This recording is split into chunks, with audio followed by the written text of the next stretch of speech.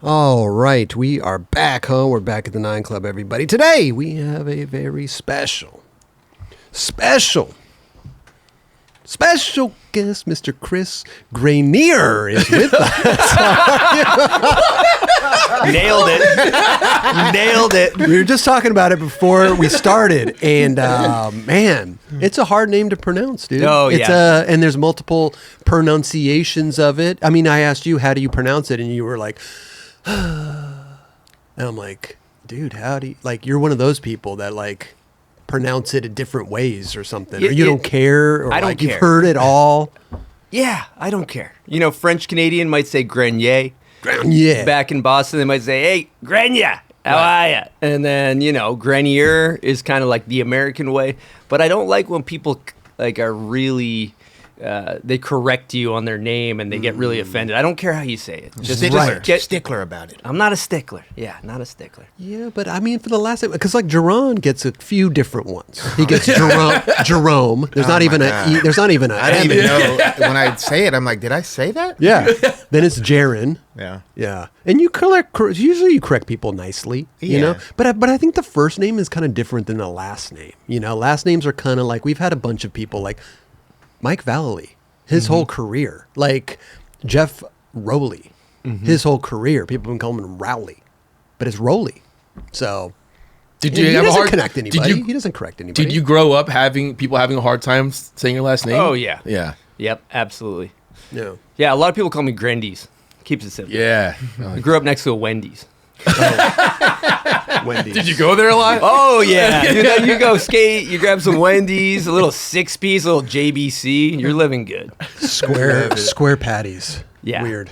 Oh, you're not into it? No, I don't like fan. it. Oh, they got good chocolate smoothie or whatever it's called. Oh, Where you yeah. dip the fries in there. Frosty. Frosty. In Frosty. the, That's a I Frosty. always trip on that. I put fries in the Frosty. I don't know. I don't know. I don't get No. it. It bangs. It's good. Yeah. Yeah. I'll do it all the time.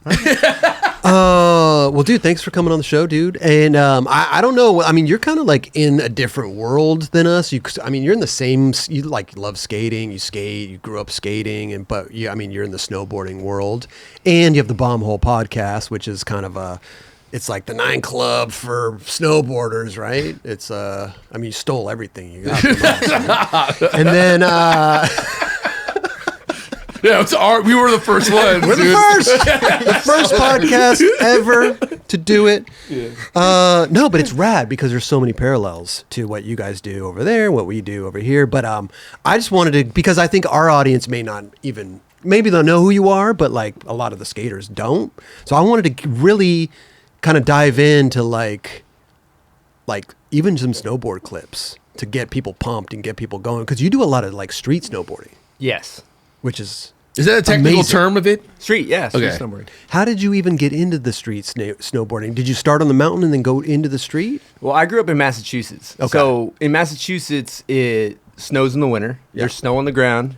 And I grew up skateboarding. I skateboarded first. Yeah. So as a skateboarder, when there's snow on the ground, you can't really skate. So we started just essentially, you know, you go to like a golf course and you build a little jump and you like learn how to try to do a 360, and then, you know, somebody's got a rail set up in their backyard and you're trying to figure out how to board slide it. Yeah. And it felt like an extension of trying to, you know, skateboard on snow. And then as you get, you know, more into it, you start going to the hill. Up on the hill, they have snowboard parks with jumps and rails and things like that. And I really I like sliding rails on my snowboard. Felt like skating in some ways. And then, you know, for years, people have been filming video parts the same way skateboarders do. Right. And we go and slide down rails, but it is kind of obnoxious. Like, think about this. Just think about this. You guys pull up to a rail. Yeah. You just throw your skateboard down, maybe you wax it, and then you grind the rail. Like, we pull up to a rail. Somebody has shoveled the sidewalk, so there's no snow on the sidewalk. We take that snow, we put it back on the sidewalk. Right. And then we take it, we got to put it back on the ground in the landing. And then we got to like, oh, fuck, like you can't push in like a skateboard. So like a lot of times we have a drop-in ramp, which is like or like we build a snow drop-in, like a quarter pipe. Or sometimes you got to use the giant rubber bungee. And then when we get kicked out, it's not like, all right, you guys got to leave. You're like, you're like also shoveling the snow off of the They make fucking you- sidewalk. Well, I was actually so degrading. I was actually thinking about that. Like go looking through your clips and everything. I was like, because skaters, it's noisy, right? There's a big crew. Like I feel like getting kicked out of spots for skaters, but like it's like snowing. There's snow on the ground. Like, are there a lot of people around to kick you guys out?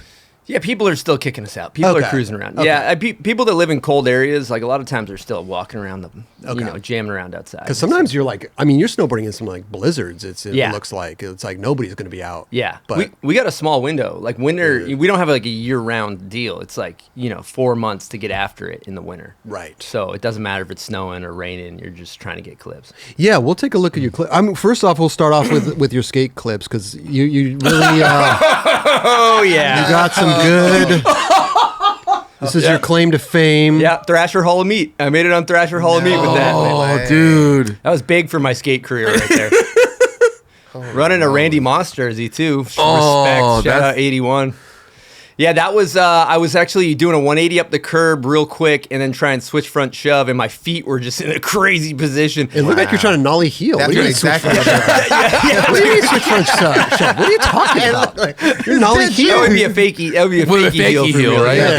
Yeah. Yeah, or fakey, whatever. Yeah, that was. You know what that also is like a guy in his 30s that's a little bit too old to be jumping down Right, stairs, right. like still trying to relive his glory years For on the sure, battlefield. 100%. You know. Understandable. Well, sorry, we you sent this to us and we wanted to Yeah. we wanted to give you some shine. Yeah, Kelly's like, what are we going to talk about? I'm like, first off, we're talking about my Thrasher Hall of Meat clip because that You is said that critical. was one of the biggest things of your skate That's career. one of my. That's a big moment for me. That was a big moment. I mean, we did pull like your old stuff. Like this is like 16, Oh, 17 you went years in the old. archives. Yeah. Jeez, I have But not you, watched dude, you were this in a long killing it. time. You killed it. JC, will you do me a favor? In the other set on my little table, there's a mouse charging. Will you grab that for me and bring This it is, out? like, If you so don't mind? low resolution. It's kind I of know. insane. But it's from 20 years 720, ago. 480p right here. But dude, you're killing it, dude. Thank you. Like, there's some. We're not going to watch the whole thing, Yeah, but there's some please cool. You got some cool tricks, man. Yeah, that had a moment. I was okay for a little bit. And Was this all in I Massachusetts or? No, skated they- that. That's where you Yeah, did the that's in Benihana. Tooele. Yes. That's where you did Yeah. the Yeah, Benihana. in or the not middle of Tooele. the- That's in Salt Lake. in the middle of a random neighborhood. Dude, So- that's- yeah, that's- Daybreak. It's like what's Truman Show Yeah, vibes out 1000. there. Full Truman Show. They have this like just this long skate park in the Yep. middle of the Dubs So did a random. Benihana over the nipple over there. So sick. Amazing. Thanks, bro. Yeah. Yeah, I was trying to learn airwalks. Yeah, airwalks, That's a dude. Lizard King inspiration. Shout out Okay. my guy. Okay. Yep. Well, because you're originally from Boston, but then now you reside in Utah. That's, Yeah, How long yep. are you over there? Utah? I moved to Utah when I was 18. Oh, okay. So, but I grew up in central Massachusetts, Worcester County. And one thing I think that's cool growing up is skating in Massachusetts at the time.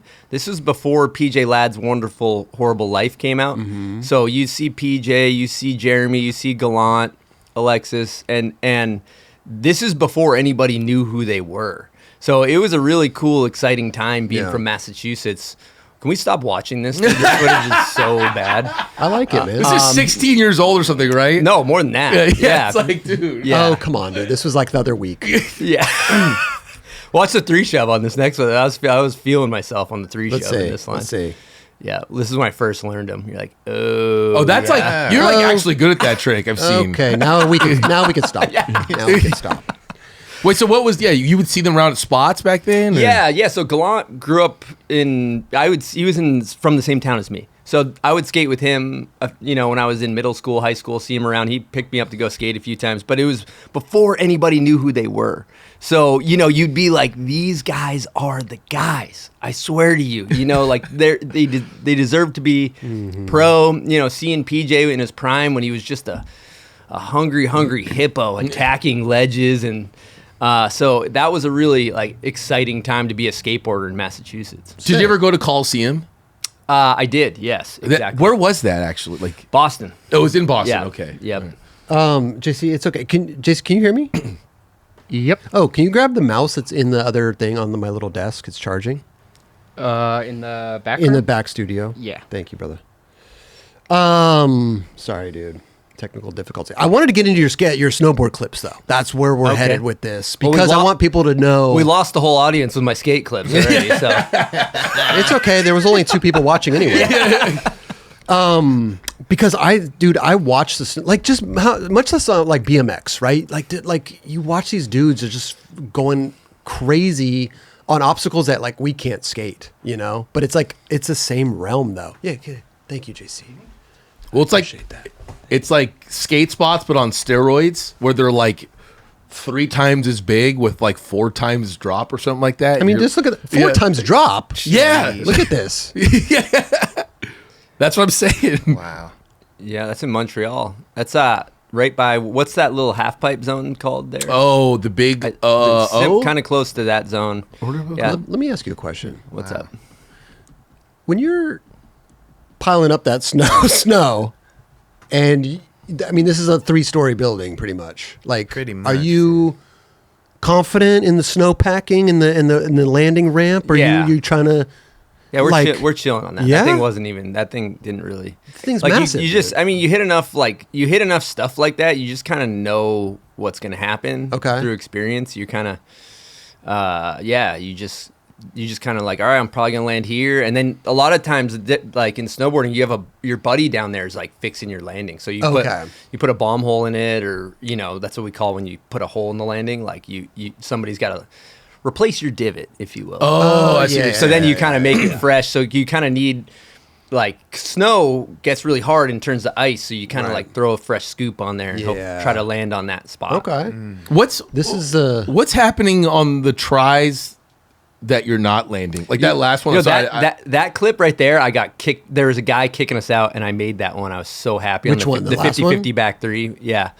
Yeah. Because you're going. Are you on a roof right there? What is this right here? Yeah. No, that's just like a upper zone. There's like it's just grass up there, okay. so you're chilling. And then who's kicking you out? There was somebody. It's at this big stadium in Montreal. I can't remember the name of it. There's like hubba ledges you've probably seen in videos and stuff. Like people skate it. There's these big pyramid things. Okay. But somebody from that building was kicking us out, and then they were walking over, and then I made that, and I was so happy on that. Yeah, one. I bet. I mean, that's gnarly. It's like a lot of anxiety with something like that, dude. Other than being a huge drop, that one honestly was like not too bad. I'm not. No, that stuff's chill. There's stuff like there's not a lot of consequence if you just land on that pile of snow. Right. I guess. It looks tall though. It is tall. Yeah, but I was pretty comfortable. There's stuff in there that scared the shit out of me, but that clip wasn't. Well, there's some other ones too. It's crazy because he just looks at stuff different. Like it's not like Yeah, that one is just a cool looking rail. It's cool, yeah. Blue and red. It films Looks like good. The fisheye over the gap. I thought this was Street League. Yes. They paint the rails. Yeah, it's a red, Street League blue. rail. Yeah. But did you cut the rail out, or was it? No, like that was like that. We just pulled up on it, and right there, that's the moment you jump over the thing. How many tries does something like that take you? That one wasn't too bad. Okay. But some of the shit is hundreds of tries. Yeah. Yeah. Just like skating. And I mean, it's snowing. Is it miserable out there when you're like trying to get a trick? I mean, you're slamming, snow's probably going in your suit and everything. No, I think like people that live in cold areas, you just get used to the cold. You're just in the cold all the time. Right. Like I love the cold. I don't do good when it's hot. And I think body kind of gets used to being outside all day. How do you warm up for something like that? This thing was fucking scary. I'll tell you that. Wow. That one was scary. Like you were That asking looks me psycho. because if I like miss my hand on that, Right. then you're falling to concrete. That was in Japan. Wow. So that was like really critical to get it. Sometimes your hand slips on those. critical. And then I had to get it down to my feet. But you know what? This was for X Games Real Snow, and that was a big deal in snowboarding at the time. They don't do it anymore. But you kind of get in this rhythm where you get a hammer and your confidence starts going up. And I was kind of in a good pocket at this time when we were filming. This was like 2015. Yeah. Yeah. 2014 okay. filming it. Dude, that worked out perfectly. I mean, it's it's a a beautiful, and you're just like, okay, you're cruising around, you see this, and you're like, oh, dude, if we put snow up to it and everything, that's a perfect landing quarter pipe-ish type thing, and then it's all hands on deck, right? And you just guys get to work. We bring these big shovels with us everywhere we go. And one thing that I think is cool is like in skating, if you want to do that, you got to like pour concrete. Like we just grab a shovel. We just grab a shovel and build a jump or landing or transition, all that stuff. Is this something that you find just driving by, or is it like a spot book someone's got like, yo, that one we just found driving by, but a lot of times have you guys been to Japan? There's like crazy architecture everywhere, but a lot of times we do go to like destination spots that we see in videos that a lot like skating, you're like, oh, I'm gonna go to this rail that everybody skates in the city. Same thing. What about this one too? Like this is a good. Oh, yep. That's like half cab butter back 270. We call it that. I did that same, that wall ride flip. That was right after that. Okay. That was the same day. I was kind of on a good one that day. That was Damn, probably my 2 best clips? day filming ever. 2-clip day. gnarly bad, clips. dude. That's Wait, not what bad. did you say you called that? You call it like a butter to back 270. What's So, a butter why mean? Like, see how I reverted right before? Yeah. Okay. If you're doing it, I kind of like, you want to do it really late at the end, but that was a little early, honestly. What do you mean late at the end? Like, if you do a really good one, you're doing it like off the takeoff of the oh, I see lip, what you're saying. You know? You turn and then pop, and Yeah, pop it. exactly. Go right into Right, it. right. But I just think it's fascinating how closely snowboarding, not close. I mean, there are, like, this is close. Like, I could see somebody gapping out back 3, but the parallels, man, are crazy. Just getting in the streets, Yeah, I mean, I've only snowboarded twice, and I know it's not, but like being locked in like that, is that like compared to skateboarding? Obviously, it's you're not locked in at all. Do you feel weird just being fully locked in? Like if you want to bail? Are you talking about your feet strapped into the binding? Yeah. No. Like you can squirm your way out of stuff. You also got to realize like a skateboard is like this big. A snowboard is like a gigantic longboard kind of. Like it's so much bigger. There's such a margin for error to like wiggle around on the rails compared to like you lock a 50. You got this like the kids are doing cross locks now. I missed the boat on that. But on a skateboard, you got like a pretty minimal area. Like a snowboard's a bigger surface. It's less technical.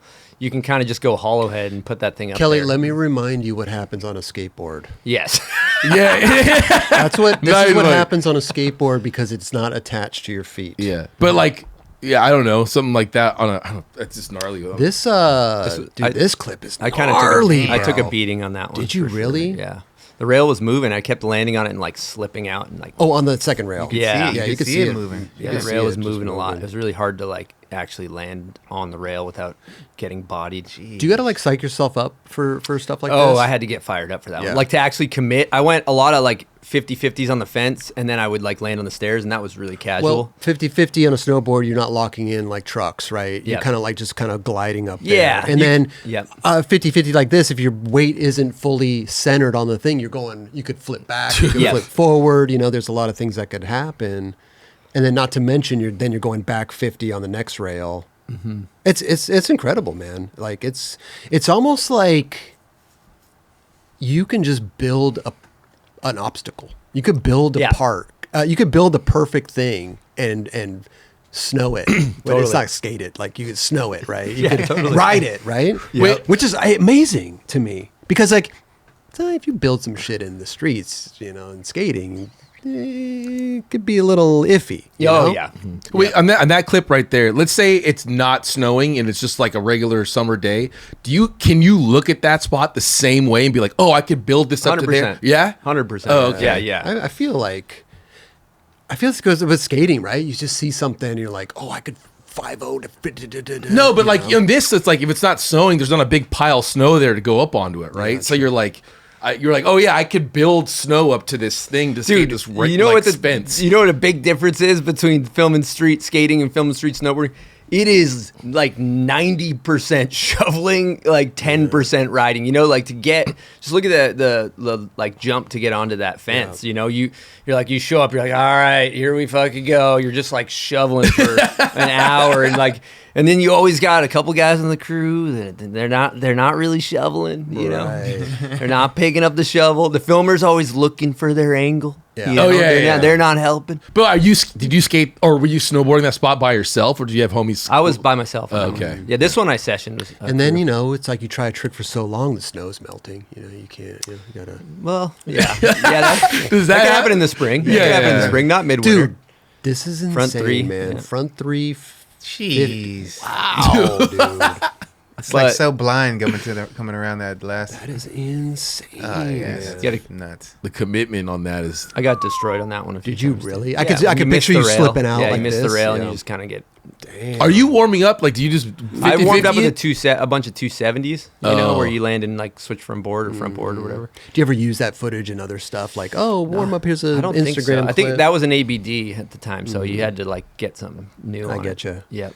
Let's continue on, man. Also, This is shout out fascinating. like Fenelon filmed a lot of this. My buddy Harry filmed a lot of this. Okay. And these filmers and Ollie G that are a part of this, they're staring. They're just standing in the cold. Yeah. It's like they're just standing out in the freezing while I try something 300 times. Do you ever go get him like a hot cocoa or something? Like, warm Probably him up a little not. bit? I'm just like, all right. I'm like, Probably hey, not. I'm like, hey, you kind of like didn't film that good, dude. This is insane. I mean, Dude. I was in Japan. it's insane to me just looking at this. I mean, if you're skating on a mountain, huge jumps, it's probably not. Yeah, I think we just like our scale is bigger because you think about like going snowboarding on an average snowboard park is like we're doing mega ramp Right. stuff pretty casually. Pretty much. It's insane, man. I love this clip, dude. Oh, That looked like you got on and just. was that Switch and an just- 85.0? Yeah, Switch 185. That looked yeah. like you just got on and just cruised. That was a nice feeling. man. That was like skate. Looked like some skate shit kind of right there. Yeah. that was gnarly. Japan is got some really good looking spots. And you how know? are they that's- kicking you out? Are they pretty strict? If you go to the North Island in Hokkaido, they are like pretty crazy. But this is closer to Tokyo on the main island, and they're a little more chill. Oh, I got Wait. yeah. How many stairs was that last? I don't know. Like it's like so much you can't even count. Sometimes, like, I honestly think we might have filmed that one because there was some snow in the stairs from that angle, low key. Because there's probably a lot. Yeah. Oh wait, whoa. Oh, What? we're getting. Oh no. Oh yeah, Oh, what do you no. know? Wait, so is it? It's not cool if you have snow on the stairs. You want to be able to see the back of the stairs. That's kind of where. Back in the Okay. day, it was like you've scraped them to like nothing. Like it was dry as a bone. But we've loosened up the rules a little bit. Whereas as long as you see the back of the stairs. I mean, at the end of the day, you're still riding down the goddamn stairs if there's snow or not on them. no, if there's no snow on them, you'll stick sometimes. you stick? Just like tomahawk down the stairs. You wax the top of the. Okay, let's just keep going with this, man. I want to get through these clips so we could get into some talk. But man, this is that's a cool clip, dude. Thanks. I got destroyed on that Did you? after I made one, and then I went back up to try to do like a back 180 off the end, and I got kind of like bear trapped in between them. Hey, my shoulder. I my can see rail. that. I can see that. Yeah. I like that clip though. What else do we got here? This is Oh, Damn. that's a good back. switchback lip. Dude, that was the only clip I've ever done in my life, third try. And you know what really pissed me off? If you slow it down, I don't touch my hand. Somebody tried to tell me that I touched my hand on this. I did. I lived it. I didn't touch my hand on the Where? flat. on the flat. flat Okay, rail. let's see. See how it goes next to it. It goes next to Yeah, it. yeah. It's You got below. low. Yeah. You got low. I got Yeah. low. I can see that. There's- You touched it. I did not touch What do you it. mean? I'm You just kidding, didn't. I'm You kidding, did I'm not kidding. touch that. That one's a little bit of a. I get That's a- triggered. To on be that. fair, your It's a stinger. arm went below the rail. Yeah, exactly. Yeah, so it's you did And not that touch one's scary when it's in the middle because sometimes you can bail a back lip or that's a switchback lip. You can go to the outside, but and like go over it to like the grass or the Okay. out. Yeah, and then this one you just put it up between the bindings and let Jesus take the wheel. This is a cool one. Just snowboarding a building. Yeah, Pretty rad. That's one of my favorite clips. Now, are you putting the snow up there so you have a little bit of? Yeah, we take water. We'll put water in a shovel, Yeah. throw it on the wall, and then we take a shovel scoop of snow and then throw that on the wall, and then it like makes it so it's not so gritty. 'Cause Otherwise you want you're a little sticking. bit of less Slide. friction. Yeah, a little slide. Are you actually sticking though? If you didn't do anything. Yeah, would if you didn't stick? do anything, you might just fully stick. Okay. Yeah. Do you wax? Do you guys wax stuff? Oh yeah. Okay. Yeah. We waxed that. Man, that's amazing, dude. That one, really is. yeah, front 180 on wall ride switchback rodeo. That was And this is the last clip, but this clip's really sick. I like that next to the wall. yeah. We call that a creeper rail. Creeper Creeper rail. Yeah. We just call it wall rails. I feel like. Wall rail? Yeah. Yeah. rail. But yeah, man, amazing stuff, dude. I love snowboarding in the streets, dude. I think it's rad. As a skater, I can relate a little more than just seeing somebody flying over a mountain or tabletops and all that stuff. You know what I mean? It's sick, dude. It's sick. Thank you. What so you got the real gold. You got the gold medal, I in got the the real gold medal. snow. Yep. When did they stop doing that? Because they still do the real street, don't they? I don't know. Or did they stop doing that I think too? they stopped doing They- all of it. I think they. They were doing the skate ones for a minute, and I don't know. Maybe think they they're doing stopped it in the anymore. last year or two, maybe. I don't know. A couple years. But that must felt good. It was good. Yeah. They. Yeah, it was cool. You won like 25 grand, and then my energy drink sponsor, I rode for Monster at the time. They gave me 10, and then you peel off some for shout out Pat Fenelon who filmed it. He did a really good job. Hooked him up, and then I remember I called my dad after I won. They did it was like a TV show, so like we went and filmed the TV show, and they gave me the medal. I called him. He's like, "You want a gold medal, and they can't take it away from you?" I'm like, "No, they can't take it away." He's like, "What do you mean? That's unbelievable!" Like, he's like, I don't know. I couldn't believe that I had. They can't take it away. Like they're gonna test you for weed or alcohol. That's amazing. Yeah, that was- dude. So like after. And this is in like that, and you still like are active snowboarder, right? Yeah. You're like fully in the game and everything. I mean, filming video parts, or I got like 2 clips last year. Okay. We're treading Last water. year. We're treading water.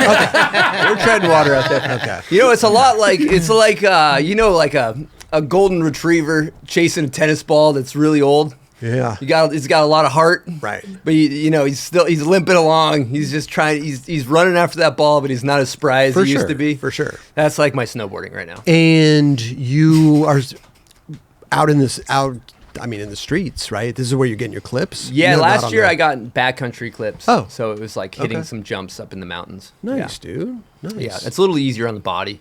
Okay. Yeah. Did you ever enter like the contest scene out there and all that stuff? When I was young, I did half pipe contests, slopestyle contests, Oh, all those. how'd all you the do? Contests. I was okay, but I really I was more interested in video parts because I made skate videos my whole life growing up, and we made snowboard videos, and so that was where I put my energy. And to be totally honest, I'm just not as good. Like the contest guys are as the same in skating. You know, they're just Another level. built different. They're Yeah. just so consistent and. Yeah, so we went the video part route. Was it easy to like do the half pipe stuff if you're a snowboarder? Are you used to just flying? That's like, because I feel like a street snowboarder, a street skater. Well, no, because like if you're on the mountain, you're flying over the tabletops. You're doing big airs and stuff like that. Because like as a street skater, not a lot of street skaters could just jump on a vert ramp and just start blasting airs on a vert. But in snowboarding, is it like? Yeah, is it like easy to go to like skate street, and if you don't know how to skate, like everyone knows how to skate vert ramps, kind of, or like big ramps? No, half pipe, like Half pipe, sorry. pipes. There's not that many half pipes anymore. So when we grew up, half pipe was like pretty popular because Okay. the half pipes were smaller. So everybody rode. There were 18-foot half pipes and all over the place. So everybody kind of rode half pipe when I was a kid, and then now there's 22-foot half pipes. So it's like more specialized. And you drop it in on that thing, you're going Mach 100. It's like a mega ramp, basically. I was gonna say too, because like when you were doing it, Shaun White was probably winning all the. Oh, yeah. He was everything. dominating. He was dominating. Yeah. So it wasn't even like Shaun White's got this. Yeah, I'm not even- good. don't Let me even- go hit the rail out there. Exactly. Yeah. Exactly. Like I got some smoke for the down bar, but yeah, I'm good in the pipe. The down bar. Like a down rail. Yeah. Down rail. Yeah. Okay. Yeah. so good. Yeah, I'm not too familiar with all the Winter X Games stuff and the contests like that. I just know the half pipe, really. Did they have the street course also? Yeah, that basically slope style Yeah. would be like a park, like a street run, and you got a few rails, and then you got like maybe 3 jumps, something like that, and so it's a combination of jumping and rails, and Nice. people are now everybody trains into airbags. So all summer long, they're on these like bristle jump ramps, and they're just Right. like chucking. It's gotten up to, okay, so like Tony Hawk did a 900, right? That's I don't know what skaters have done past that. Mitchie Brusco 1260. 1260. Yeah. Yep. We're to 2340. we're straight I up don't even know the math on that. military Please time. tell me how many. military time. What's the how many? We're past military How many time. spins is that for a That's a well. All right, so normie like me? I'll try. What'd you say it was? 2340. I want to say like 6 Yeah, 360. 6. Is it 6? It seems like 6, maybe 7. I think about it like this. Think about you do a 900, then you do a whole nother 900. Six and a half times. Yeah. Yeah, six and a so half. 6.5 spins. Yeah. Yep, Psycho. it's a lot. Okay. We're not doing. That's not. Don't put me in that conversation. Are you? Do you think it'll go more than that? Yes. Okay. Easily. Or it just hasn't been done yet? It's just heading that direction. Okay. And And that's- what is this off of? Is this Yeah. off of It's like a 80-foot, 60, Here we go. 80-foot park jump. Let's look at this. So it's just a jump, not like a on the. Yeah, this was at X Games. This is Hiroto. Yeah, Japanese kid. So this is just kind of a fatty to flatty. Jeez. Boom. I feel like get the quarter pipe up a couple more feet and you'll do another spin. Wait. So is he like the only my one to ever do God. this? No, but so actually somebody else just landed one. So Oh, okay. Yeah, we're heading in high rotations in the slope. But it's like the more airtime you have, the more time you have to do shit. Totally. Totally. That's what So- it seems like. But the more you get bodied if it goes yeah. haywire. True. I get dizzy just like turning around in the street and walking the other way. Yeah, I couldn't imagine. Yeah, but I do have to say, like there's contest kids heading that direction that is amazing. Let people that want to do the hardest thing you can possibly do on a snowboard do it. But there's also this really cool street scene in snowboarding with like people filming really cool videos, really cool spots, tasteful, crafty tricks. You know, there's like the more people that go that way, it kind of like makes the other side of snowboarding almost cooler Right. in some ways Yeah. because Do you? Is that kind of like the cool guy zone of snowboarding? Yes. Is the street? yeah, I would say so. Yeah. Yeah. Okay. Dude, So what's like how skateboarding, like they have, you go out and film video parts, and there's guys that go out and just do contests. Is there a similarity to Yes. that in that way 100%. where okay, Because I feel like when in any contest setting, like those people like really want to focus on like the circuit at the moment, right? They don't have time, or they even in the mindset. But like when the Olympics was coming around, like all those skaters in the Olympics, they didn't want to go out and film. Like they were focused on their on the Exactly. task at hand. but is right? there the snowboarder that does both? Yes. Okay. Yeah, there's a few out there that are killing Sick. it. Nice. That you respect their video parts outside of Yeah. the contest aspect. 100%. Yeah. Sick.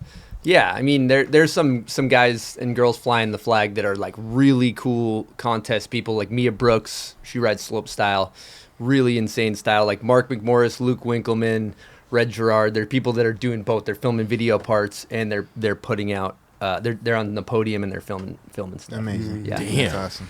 Wow, man. What about skiers? Are skiers? Do you guys beef at all? why'd you or- say it like that, Chris? Why? Because Why'd you say it like I that? don't know, just skiers. I just want to know if there's like is there like beef going on there? That's a good question. I mean, I'll say I got a lot of friends that are skiers, ripping skiers. There's a lot of really cool skiers. I got a lot of respect for a lot of skiers. Yeah.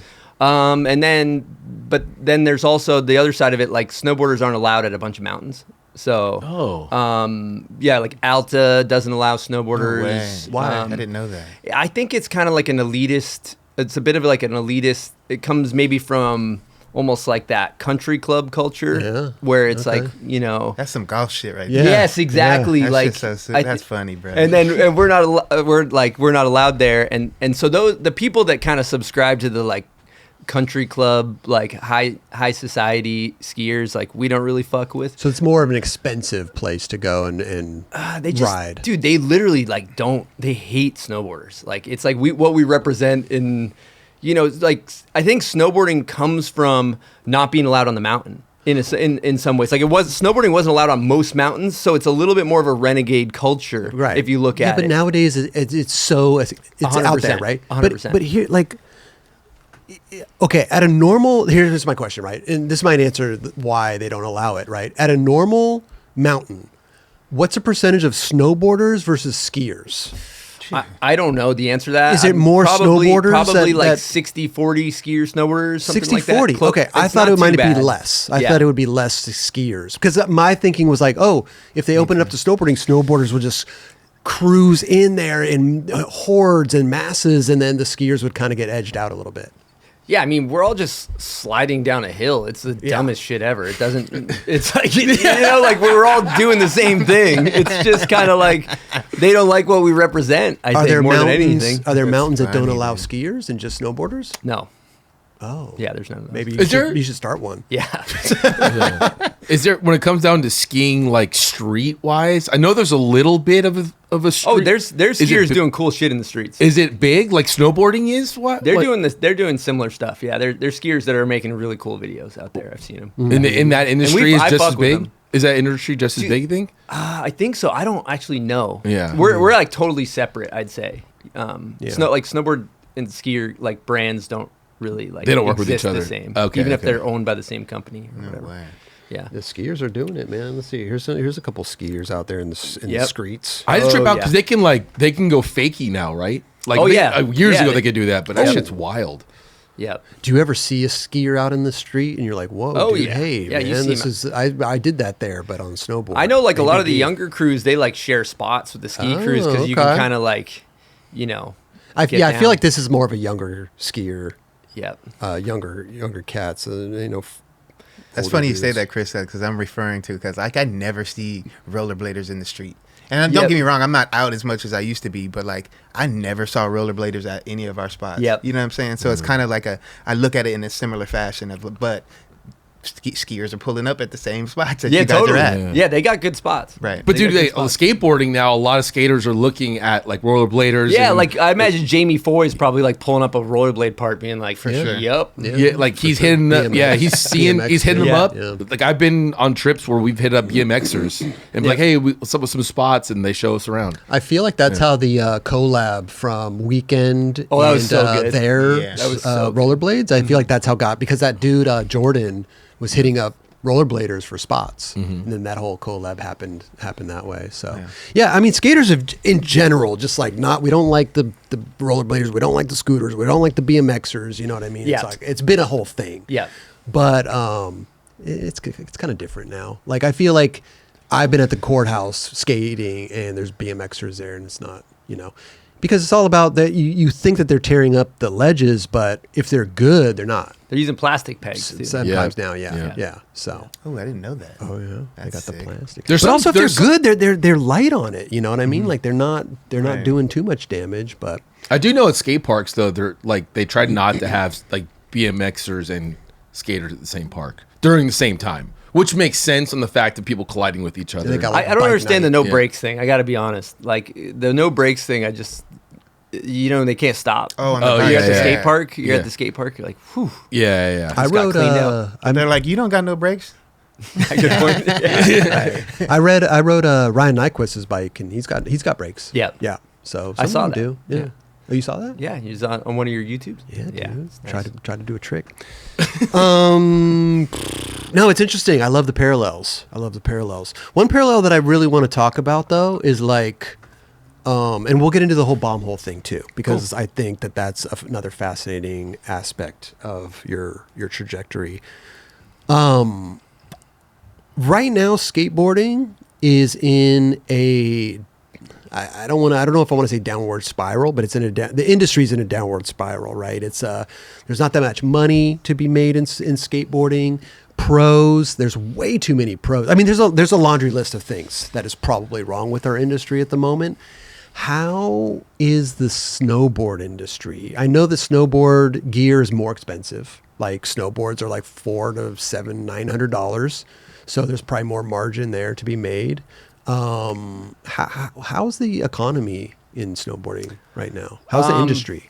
I think it's probably similar, but on a different scale. I don't want to like say what I'm saying is gospel because I quite frankly don't know that well. But from what I see with a lot of stuff, I think there's a lot of people eating chowder. There's a lot of really good snowboarders, like in terms of pro snowboarders that are really, really talented that aren't making money like people were in 2005 and things like that, like at the peak of action sports, which we would say was probably like 2003 to 2008. Like shit was kind of booming, and I kind of caught the tail end of that where we kind of got some overflow where it was still flowing, and then I know that like the top dogs are doing great. Like How many of the top dogs are we talking? Is it a handful? Because in skating, it's kind of like it's kind of a handful. Right? Yeah, You got the yeah. handful of Maybe people like making- top 20, top 30, probably. Like there's a lot of people that are doing pretty good. And then there's like a bit of a middle class. There's not much of a middle class. It's like almost like you're eating chowder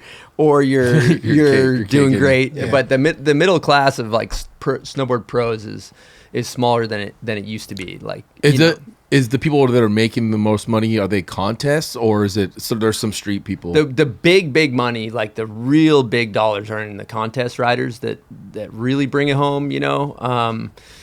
Yeah, like I heard somewhere that I think Chloe Kim has the biggest. She's a female half pipe rider. She's got the biggest like monster contract out of any of the athletes, and she rides half pipe. She's pretty much guaranteed to win the gold in half pipe. Well, that's what it is in skating. It's like the energy drinks and shoes. Yes, exactly. So what is it, like energy drinks and boots? Yep, energy. Well, if you look at, we have Burton, and Burton owns majority of the market share. They're like. I would roughly estimate maybe 60% of the market is Burton, and they make boards, boots, bindings, outerwear. Everything. Yeah, and they're north of like a $500 million company. Wow. I would say that's an estimation, but they're a big company. It's a household name. It's like the person that is the family guy that's like, oh, I'm going to take my family up to the thing, or they're going to go, they're going to see the Burton and they're going to buy it. It's the most recognizable brand. Yep.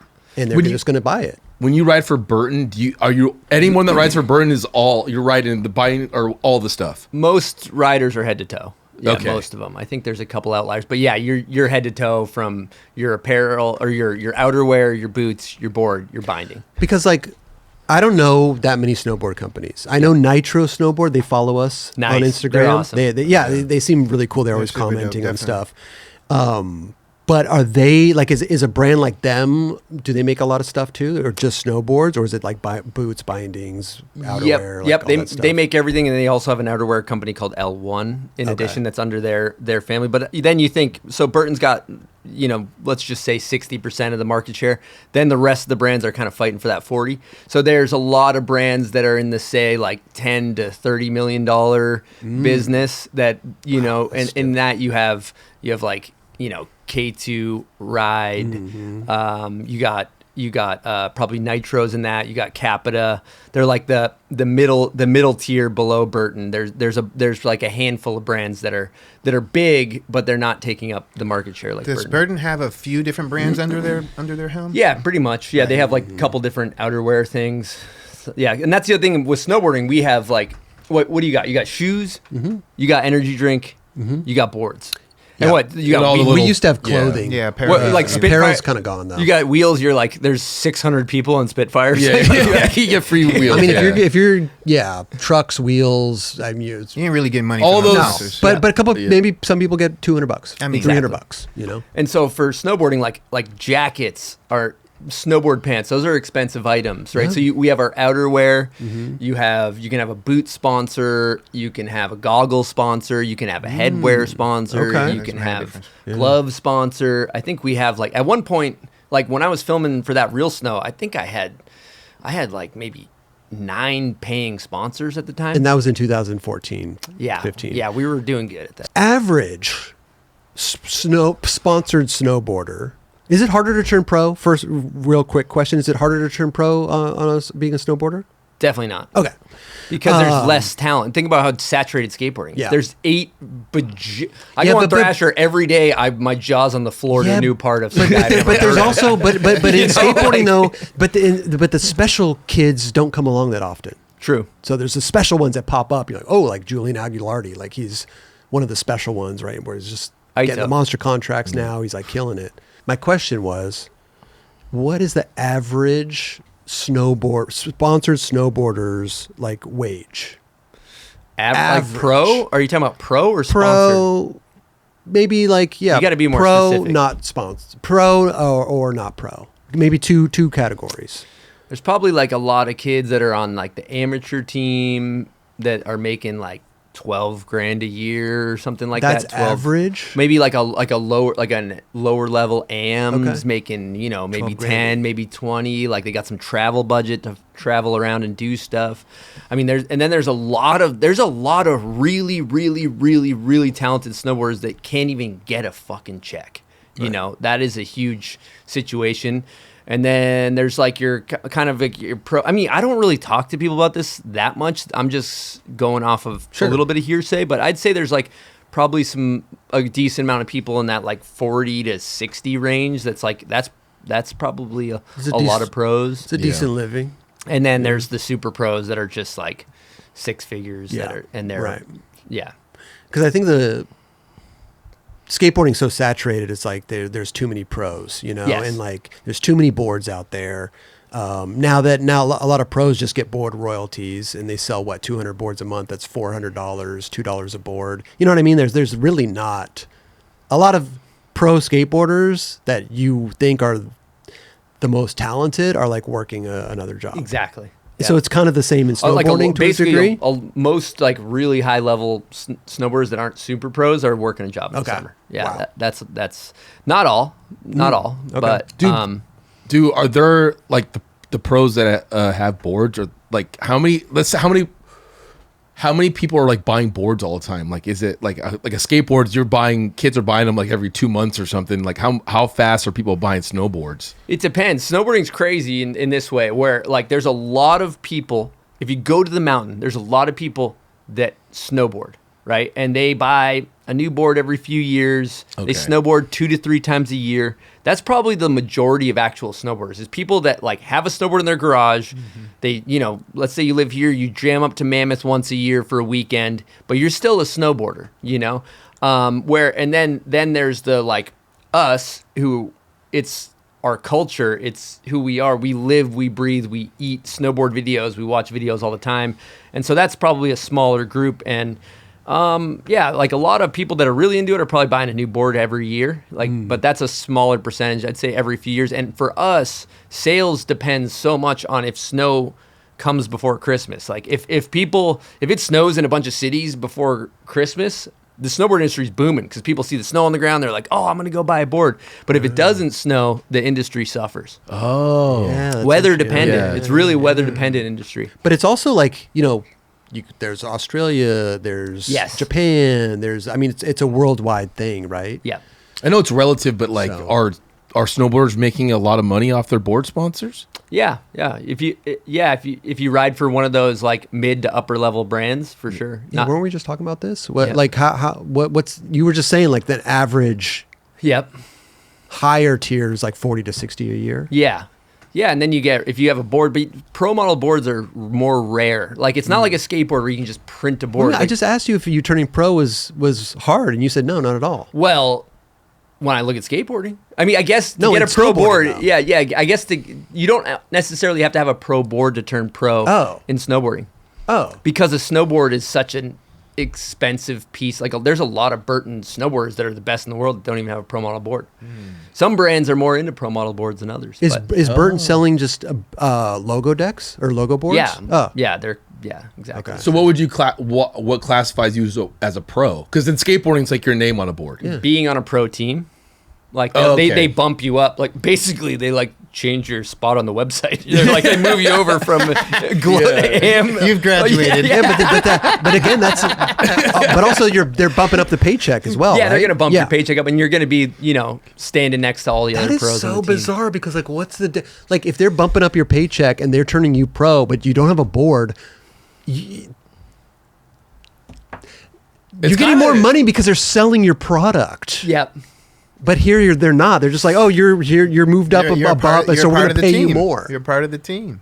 Would you say that That's so probably crazy. Yeah, getting a pro board's like kind of getting a pro shoe in skateboarding? It's Yeah. like very limited, like only a few Yeah, people it's a big get it. deal for sure. Yeah, okay. Yep. So when you have a pro board, you're getting you're getting a good paycheck. Yeah, I had a pro board for like 12 years, and I think like the royalty checks you get, I don't remember what it is. It was like 2% per board, but I'd get like an extra like 20 grand or something like that a year. Extra 20 grand a year. Yeah. On top okay. of your actual salary. Yeah, maybe depending on how many units it sold, it could be 10 to, it was somewhere in the 10 to 20 range on royalties, which was really nice. Okay. Definitely. Do you Yeah. think It's interesting, man. Yeah, I'm wondering, like, when you look at skating and snowboarding, do you think there's a way from using the structure of snowboarding to make skateboarding make more sense? Of like, you're saying like skateboarding is a downhill thing, but to help it in this way that snowboarding does it. Well, look at the way that they do it, though. Is like it's to have your name on a board is very prestigious. That's what I'm saying. Here like, in skateboarding, it's like, oh, you want? We'll get you a board right now. Yeah. And I'll take it to all the skate shops and got a Chris Grenier board. Yeah. You know what I mean? Easy. But that's how stupid it is, though, in skating. Everybody's got a fucking pro board. well, and it's Too not many. easy to probably start a company, right? think about making a snowboard. Like it's like a totally crafted piece of equipment. They make it over in a factory either in Europe or Dubai or China. You got to ship these things over. The shipping costs are crazy. The tariffs. It's like, to make snowboards and sell them is a huge investment. But the reality is the general consumer of a snowboarder is the person that I mentioned earlier that goes 3 times a year, that they don't really give a shit if whose name's on the board. They're like, I'm going to go get after it. Where skating, I think the culture is really dependent on, it really follows the pros. It really follows, For sure. I buy shoes. I got a pair of Foys, I've seen the part, I'm going to cop the Foys. I'm looking at the Louis IIs. I'm like, damn, Louis looking good in the Louis IIs. Maybe I'll cop the Louis IIs. Well, because it's a different deal, Yeah. Well, the skate, I mean, a lot of snowboarders look at skateboarding. Yes. So a lot of it transcends into snowboarding. Yes. Shoes. I mean, sure, like a lot of the people also like that snowboard in the winter are skating in the summer. Yes, exactly. Right. Yeah. So we pull so much. I'd be lying if I didn't tell you. You go on a snowboard trip. We're in the streets. We're filming. We're watching skate videos in the Airbnb or whatever. Yeah. Like there is what do you, when there's no snow on the ground, what are we going to do? We're going to go skate for the most part. Because you don't want to watch a snowboard video in the summer because Yeah. you want to get out there and snowboard. Yeah. maybe. Yeah. Totally. But do most snowboarders skate? I'd say the majority. Not Majority? all. Not Okay. all like the top levels do, but most of them do. Yeah, 100%. That's right. It's hard. Is it a big deal if someone starts a snowboard brand? Like if they're like does that doesn't just pop up randomly, does it? No. It's Okay. like you got to like have a bunch of. It's not like starting a skate company. Like Yeah, you got that's to what I have was a bunch of wondering. money, dude. It's like an investment. That's Yeah. the thing. No joke. That's another reason why skateboarding is kind of where it's at because it's very easy. Yeah. Like, we can go we can order 50 boards, 100 boards. Like if the barrier to entry in skateboarding was like you have to order 500 boards minimum. Okay. I don't think we would be making skateboards. Yeah. Like I don't think the next guy in the next building over would be making a skateboard. I don't think anybody would be making skateboards. Yeah. Like the barrier to entry would be crazy. They're really 2 different businesses. Like, I mean, Burton. You just compare Burton to any skateboard company. They're just fucking apples and oranges. Like this is like big money over here. Whereas skateboarding is not ever gotten to. I can't say never has gotten to that point, but it's never gotten to that point as being as big as some of these big snowboard brands. Right, but also too, but in skating before it was usually the pros that would start the companies, Right. and the pros then would go and start, and then that's why you have Zero, that's why you have Girl in Chocolate, that's why. But in snowboarding, that's harder to do. They can't. That's happening though. Oh, it has. Yeah, like Jake. Rest in peace, Jake Carpenter, who started Burton. Okay. He was like on the frontier of snowboarding. You have Public Snowboards. My buddy Joe Sexton started a heard of really Public. cool. Yeah, He started a really cool rider-owned company. There's a lot of rider-owned, like Capita, the company the boards that I ride. They're rider-owned. Okay. And there's a lot of really cool independently owned snowboard companies out there. Union Bindings and I love that. And then there's also, but then you have like Solomon came from Solomon Skis. K2 came from a ski company. So there's definitely both out there. Okay. But it's very Gotcha. rare in a sense that a rider's owning companies. No, And that's- not like compared to skating. It's Right. significantly less. we go. Every Tom, Dick, and Harry in skate is just like, I'm gonna start a board brand. But that's what I'm saying. Like back in the day, it wasn't that. Yeah, it was no. like the pros. Yes. The pro would go off and venture off and make their board company. Exactly. And Do you see it's weird. here, though. like in skateboarding? I'm not going to say who, but like sometimes you see a company come in, they spend a bunch of money trying to saturate the market. Do you see that same thing happen in snowboarding? Oh yeah, Is there a company you want to name, or you just want to leave it out? no. Well, how come you but wouldn't I'll- name it? I was asking. How come you wouldn't? Well, I I'm didn't talking about know. shoe brands. Hey, when Yeah, they you do can say that, that. Yeah. Like you know what Cariuma comes in, Yeah. and they're just like, "Here's all the money. We're going everywhere. We're every logo's everywhere," and everybody's like, "Ugh, it's a bad taste." Yeah. Nobody likes that. No. Yeah. But sometimes I'll put my hand out and be like, I'll take it. You know what I'm saying? As a business guy. As a business and a podcast, You know, we've done like- the same thing. We've had Cariumas, Yeah, we've done dude. podcast I reads. am here, sir. For sure. But you're like, though, when these brands come into our space, at least I'm talking snowboarding space, they're like, we're going to grow, we're going to make all this money, we're going to do this huge spend. You're like, you ain't going to see a return. Right. So I'll put my hand out while you're spending this money. And when you 100%. bail, I will have that money. But We are saving that. But that happens. That It's the happens. our bird in the space. hand, right? Yeah, exactly. We're two in the bush. Exactly. Too good. Yeah. It's and we've seen it. We've seen like we're using Kiryu as an example. A lot of other companies have come in and put a lot of money in, but now we don't see them that much anymore because they just came in with the full force and then they kind of like trickled out. Like, we're maybe not seeing the return that we thought we were. Yeah, you know? But they're still here. they're still here, They're still trying to for pump. sure. But I ain't seen their logo out as much as we did everywhere. I was just at Tampa and I was like, damn, like I remember coming here 2 years ago and it was like insane. And now it's like, I saw Now it's like one person- sticker on the stair instead of like instead of everywhere. It's just one's on. Well, he's $500. We'll Yep. put it right there on the stair. Yes, somebody in a marketing meeting's like, "We're gonna make so much money investing in skating," Yeah. and then they get the numbers back. They're like, "Ooh, But ouch." You know, Yeah, I'm yeah. sure it is like snowboarding and skating is definitely the same because like you have a company like New Balance comes in, you know, and they just do it right, man. Yeah. And they got the right people on board. They got the right people running that ship over there. The parent company trusts them. You know, they've proven themselves and man, they're like a company that you look at and you're like, okay, that's how you kind of do it. I think the right you know? people that did it, I mean, at first, out of all the big brands was Nike. Yeah, but they came in. They tried a couple They times. tried, They but tried then, a couple times. But then that one time they did it right. That's all it took, and now it's like boom. They're For sure, they're but it taking- was trial and error. Yeah, of like course. New Balance came in and like. But that did it they once correctly. they did that, they kind of other big companies were like, oh, that's kind of what we need to do For sure. You know what I mean? 100%, And that yeah. was probably Nike came in a harsh way though, especially for the skate shops. Like they're like, if you want to get this, you got to get this, this, and this. Yeah, and it's like, for dude, sure. you're setting the skate shop up for fucking failure. Well, dude. I'm just saying how they got accepted in. Of course, you but know then what I they mean? changed. They changed throughout the years, and now you don't have to do that. You know what I mean? And it's don't get me wrong, Nike's come a long way, but there's things that they've done that definitely didn't rub people the right way. Yeah, No, yeah, I mean, Nike but it's all tried. any corpos coming in For aren't, sure. aren't going to run people the right For way. sure. Nike tried in snow. They tried and And they what- failed. And so did Adidas. Adidas tried and failed in snowboarding. They both came in and they made boots and they spent all kinds of money and they gave a bunch of my friends got paid out the ass and then they left. And you know what I love about that though, the thing that's really cool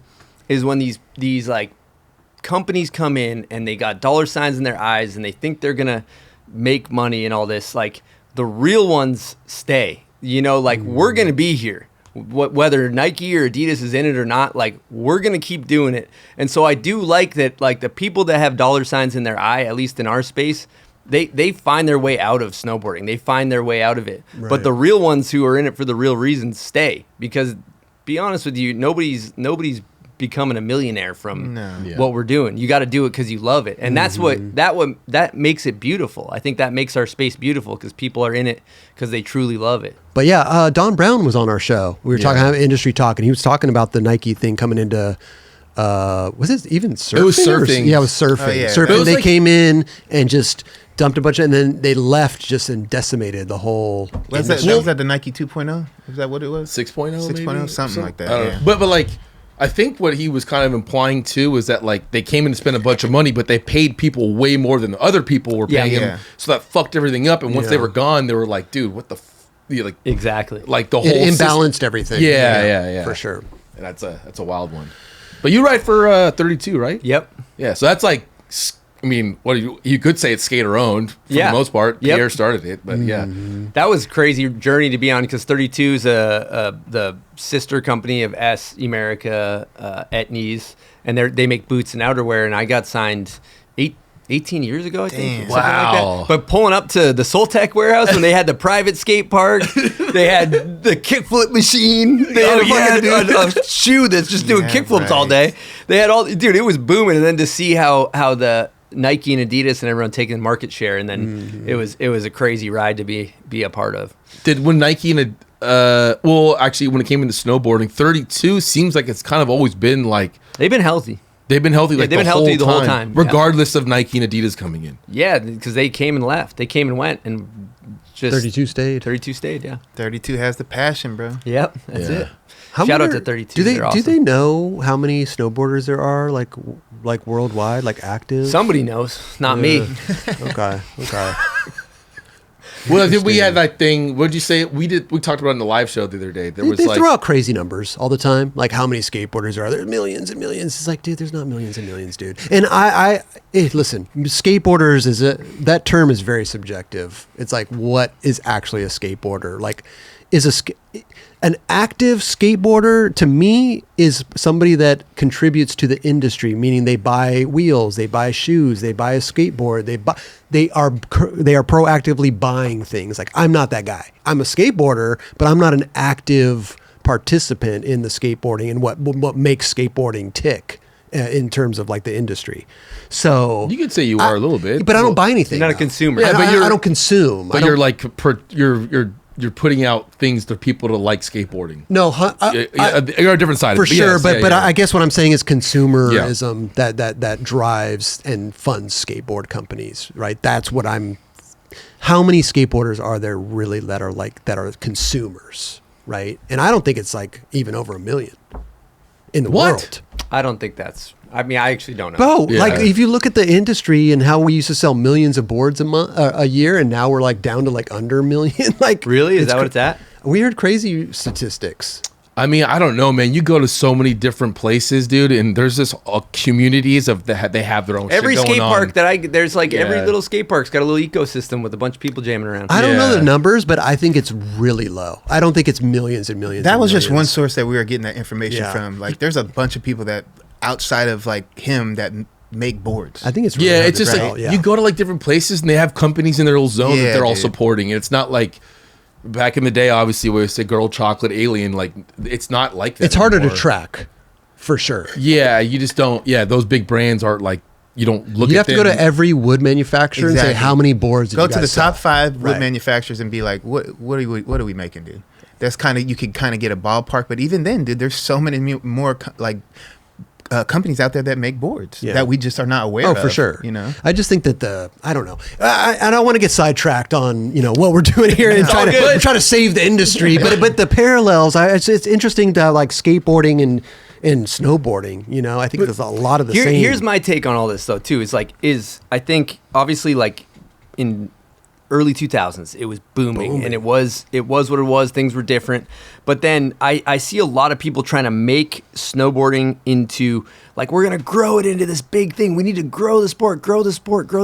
And if you look at like snowboarding's down here, it's tiny. Right above it, I think you have skateboarding. And then like right above that, you probably have like motocross. And then you got like F1. Then you have basketball. Then you have baseball. Then you have, and we are like a little blip on the radar. Right. We're just a small, tight-knit community that does what we love. Like, we don't need to make it to anything that it's not. Like, let's just keep it small. Let's keep it grassroots. Let's do cool shit with our community. For sure. And we don't need it to be fucking the NBA, Some people do. Some people want it to be. Yeah, For sure. like it is, and that's why I love when you see, you like look at Dime Glory Challenge and shit like that. best. You're like, that's fucking cool. Like, to me, to get where you want to go, you have to go back to the bottom and do cool shit. Yeah. And then, like it was back in the 90s when skating was first coming around, snowboarding was first coming around, you just do cool shit on your local level, and then people are going to see that, get that energy together, get that gauntlet of people,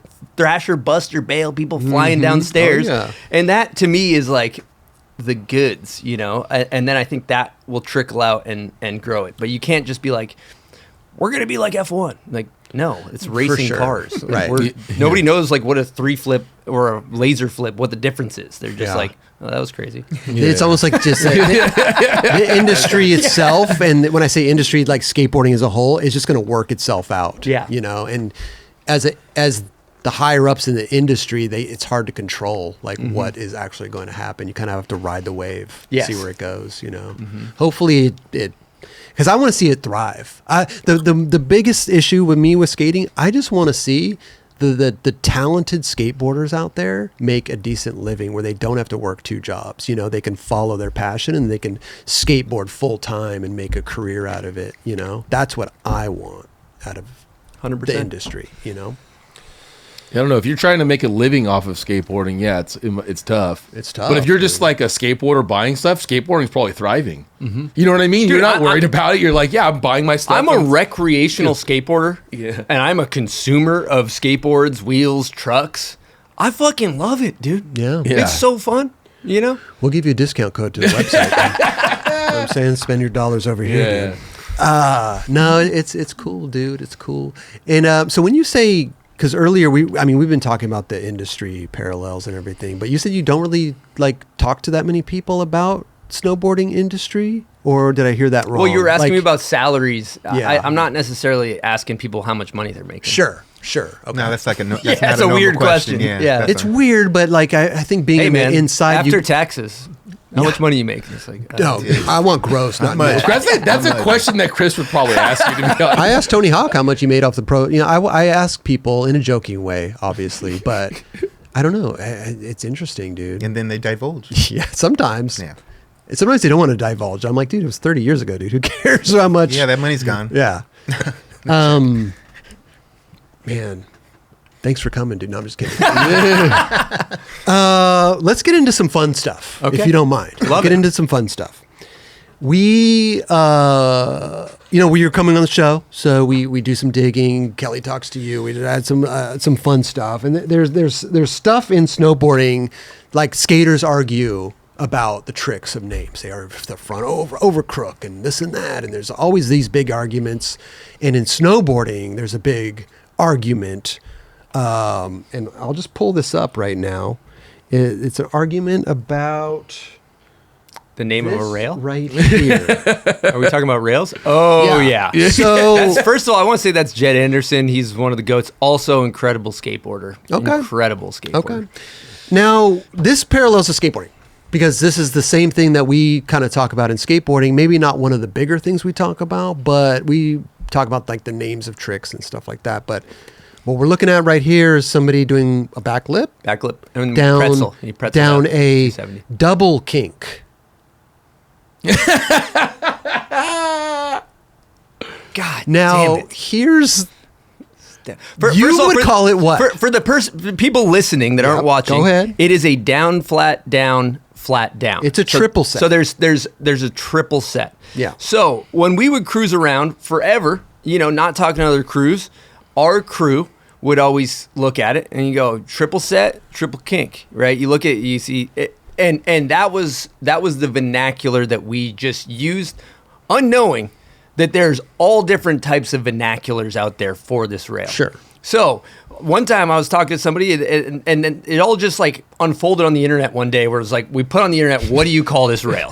Right. And it was like rage bait. Like people, it like had everybody triggered. People were going in different directions. Yeah. And now like, so there's 3 different schools.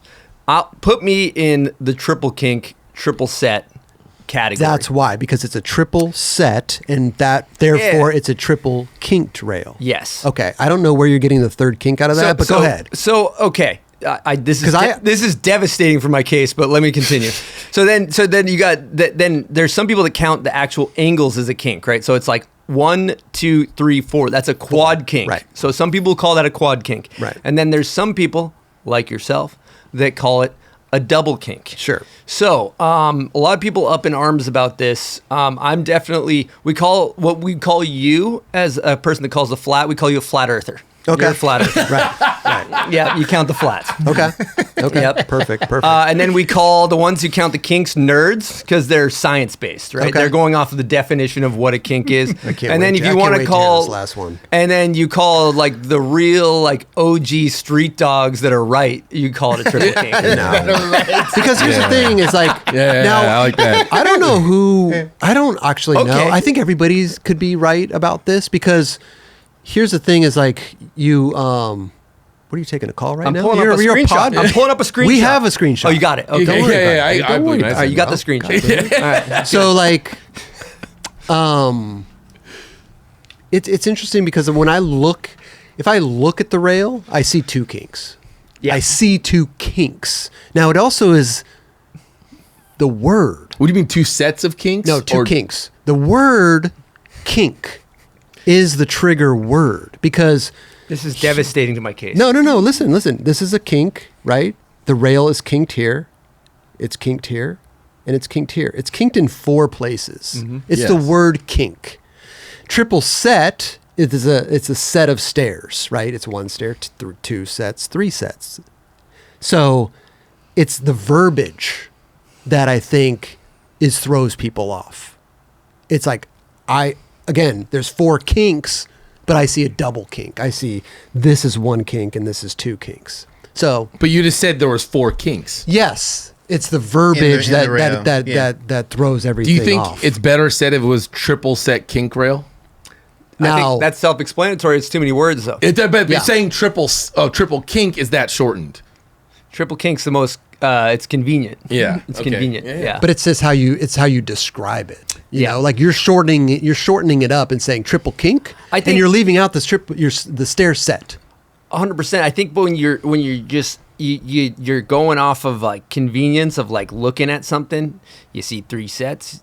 We just called it Right. I think I'm seeing triple. I'm seeing triple. When I look at see every person's. I see the flat earthers. I see the nerds, and I see your take too. I see it all. I think it's just about how it's said. Yeah. Like the verbiage of it.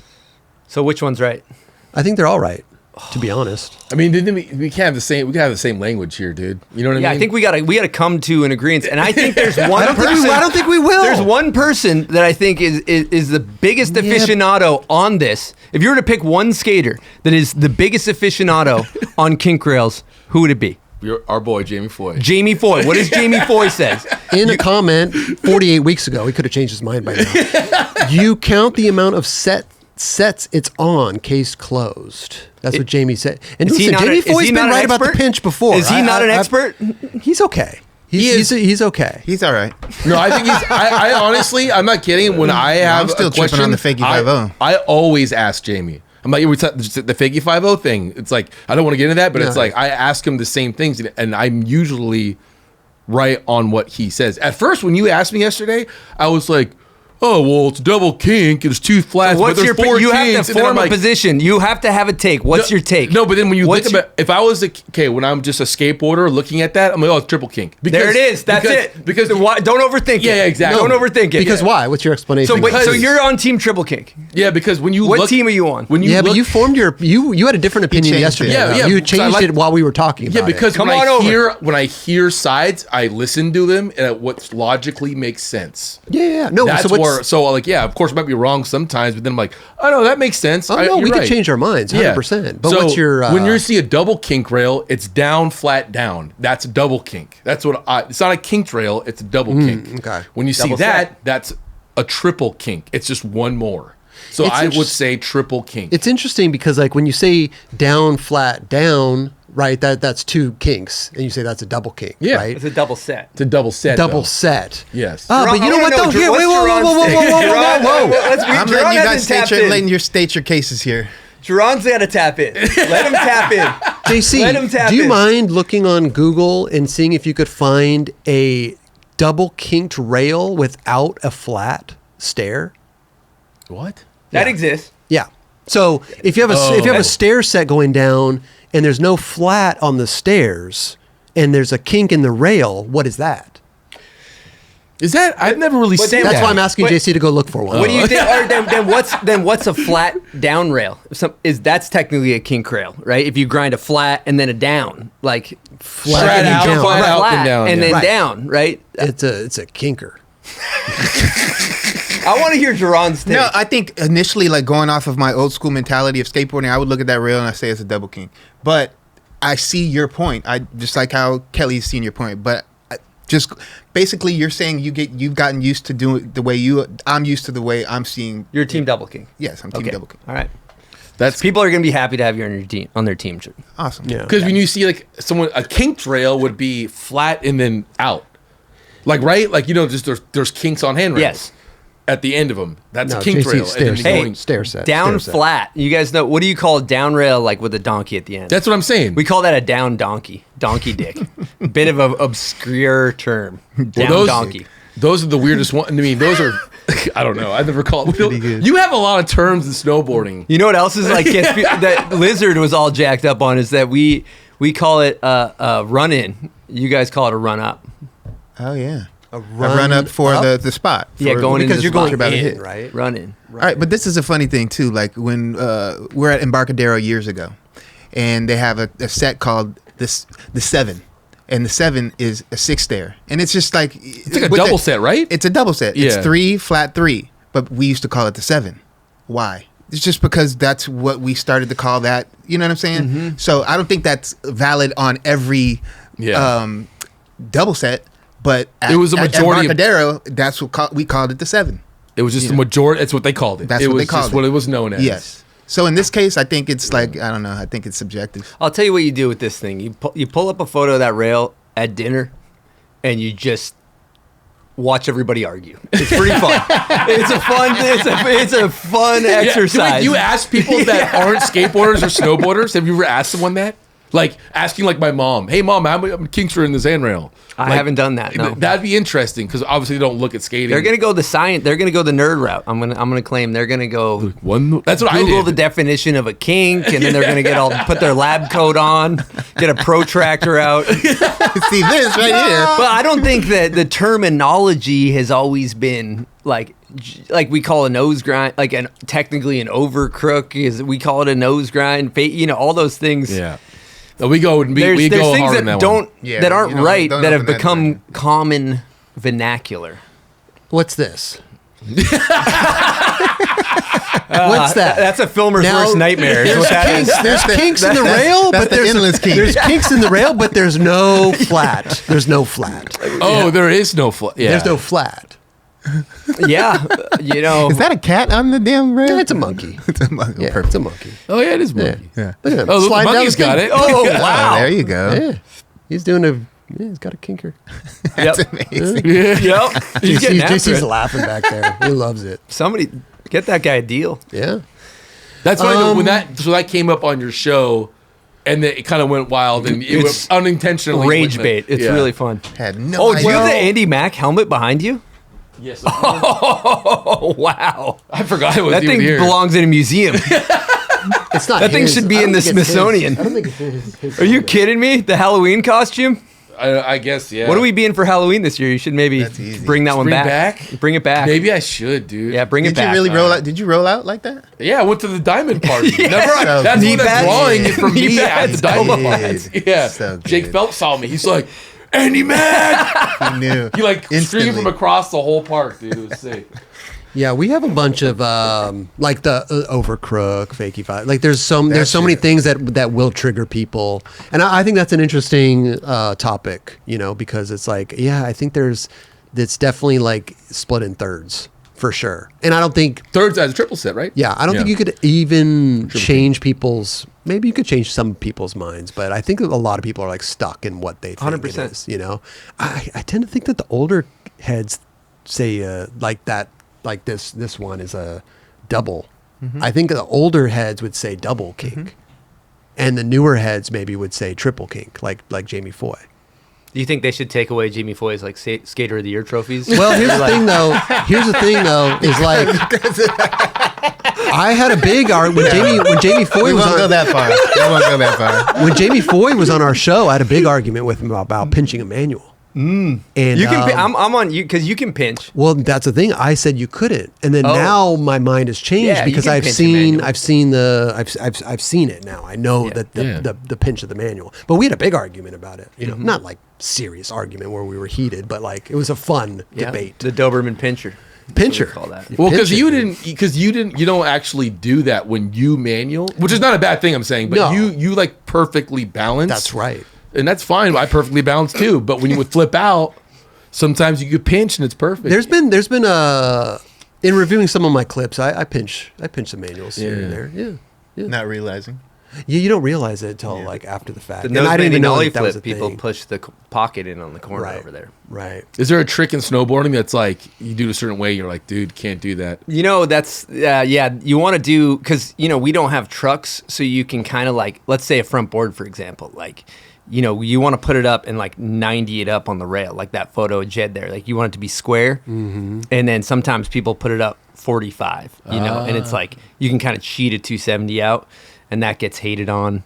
There's a lot of stuff like presses, you know, you have your like no grab zones, you know, you grab nose, you grab tail, but if you grab kind of like around here, nose fish, tail fish, tindy, these are no grab zones. These are illegal, and you're gonna catch heat. You might land something and be like, fuck, I accidentally grabbed tindy on that. And you gotta redo it. You know? So we got a big old board, and there's definitely illegal areas to grab. It's funny because like in skating, and I don't think people do make a big fuss about it, but impossibles versus 360 pop shove-its. You know, it's like you have to. It's got to wrap. It's got to wrap. It's got to touch shoelace. That's what I think. It's got for it to be impossible. But people will like in a game of skate, it'll be like they'll do a 360 pop shove and be like impossible. Like no. Well, they do it on wasn't defense, right? impossible. Someone will do it impossible, then someone does a 3 shove. You're like, no, dude, you gotta you do have to the touch impossible shoelace. You got the 3 shoves. I do got 3 shows. We saw it. That's where we ended the video. Yeah. I don't got the drag for the impossible. Like, I just learned how to like jump, like snap. Where I back 3, I can back 3, but I can't for some reason wrap. Like the impossible. scoop is like Yeah, it's different. something that's a different mindset that I can't grasp either. I don't know why. We got Chris. Double kink, triple kink. It's cool. I like debates like that. I think it's fun. Oh, it's so sometimes it depends. If it keeps going on and on, like the front crook thing and the fakie 5-0s, and I don't know, it becomes a bit much, and I get over it after time. But it's fun. It is a good. Yeah, time. it's a good time. Yeah. And it's fun to hear what other people think Yeah. too. Like you said, like it's triggering when you post that. You know, 100%.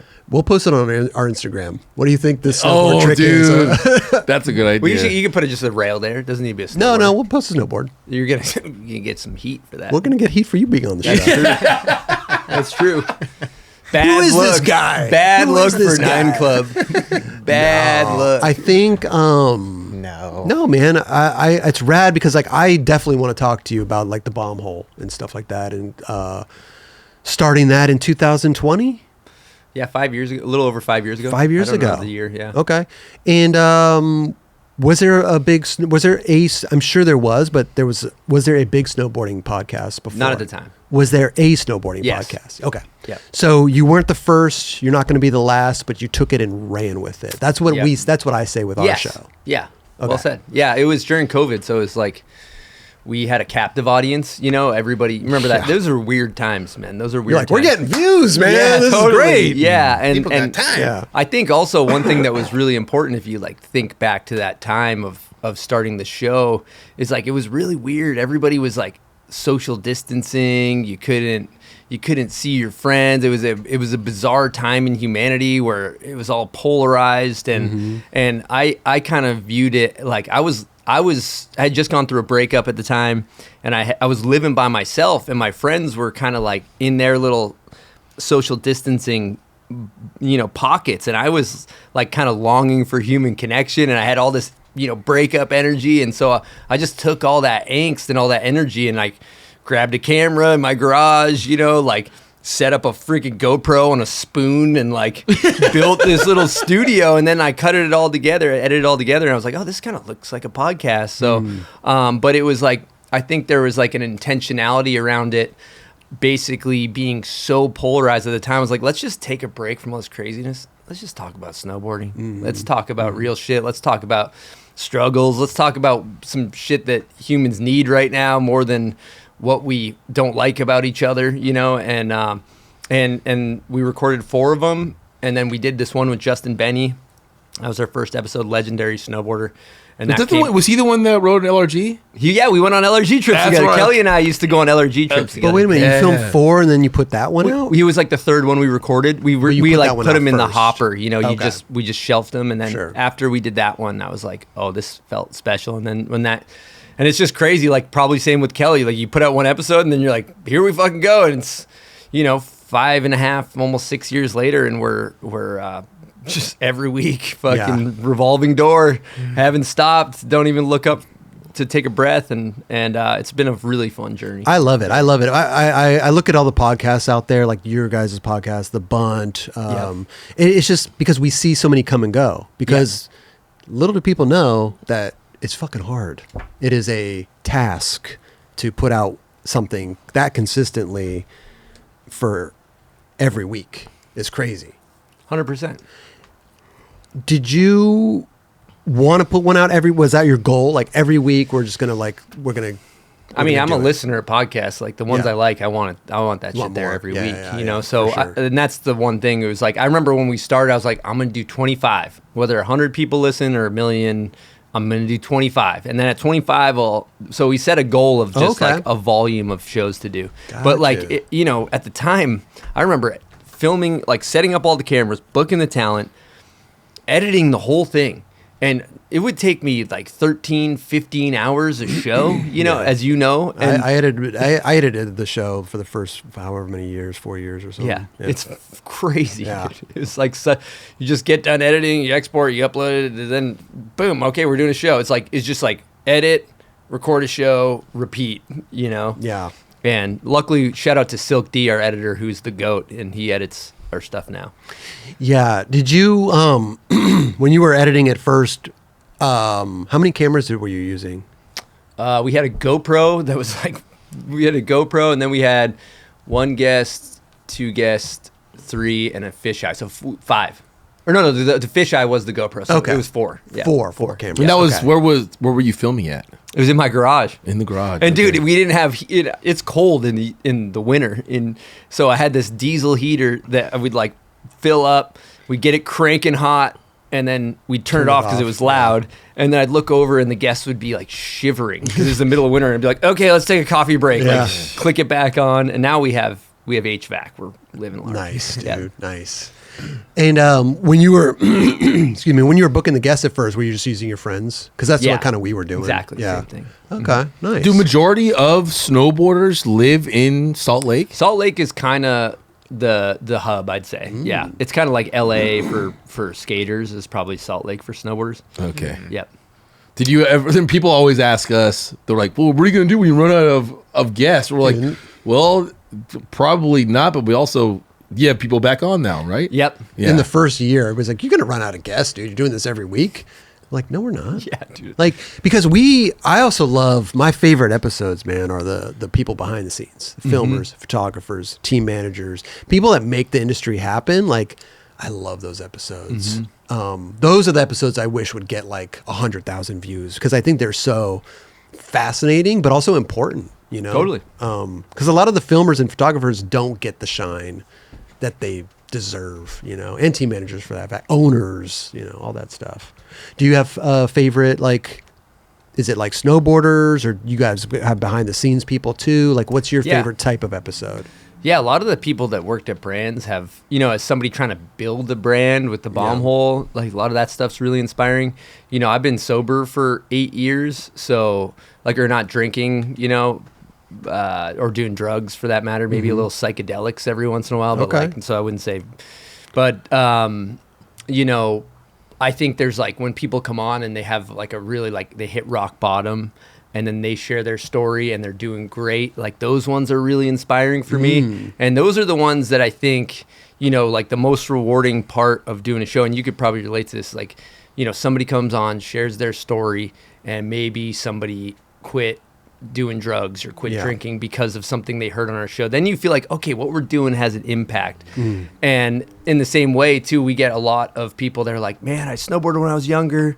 I went away from it because life got hectic. I started listening to your show and I started snowboarding again. Like we get that message. We get that right? all And the isn't time. that it's like I such love that rewarding. message. It's like you're all right. What we're doing is cool. Yeah. People are sinking their teeth into something they love and learning about it. I'm sure you get this too, but also one of my favorites too is like the people who are going through that hard time. They're like, hey man, your podcast really got me through this like really tough time in my life, or I was struggling. I've even gotten emails where like somebody's had like brain surgery and you're like, you guys 100%. really helped me Yeah. through that. I'm like, damn, Dude, we that's had crazy. a really like this one really warms my heart in a cool way. We had a guy that reached out to us and he was like suicidal and he was planning on taking his own life and he was listening to Lizard King's show and then he went out to the bar and he was planning on coming back and taking his own life and it had auto-populated to this girl Desiree Melançon's show and she talked about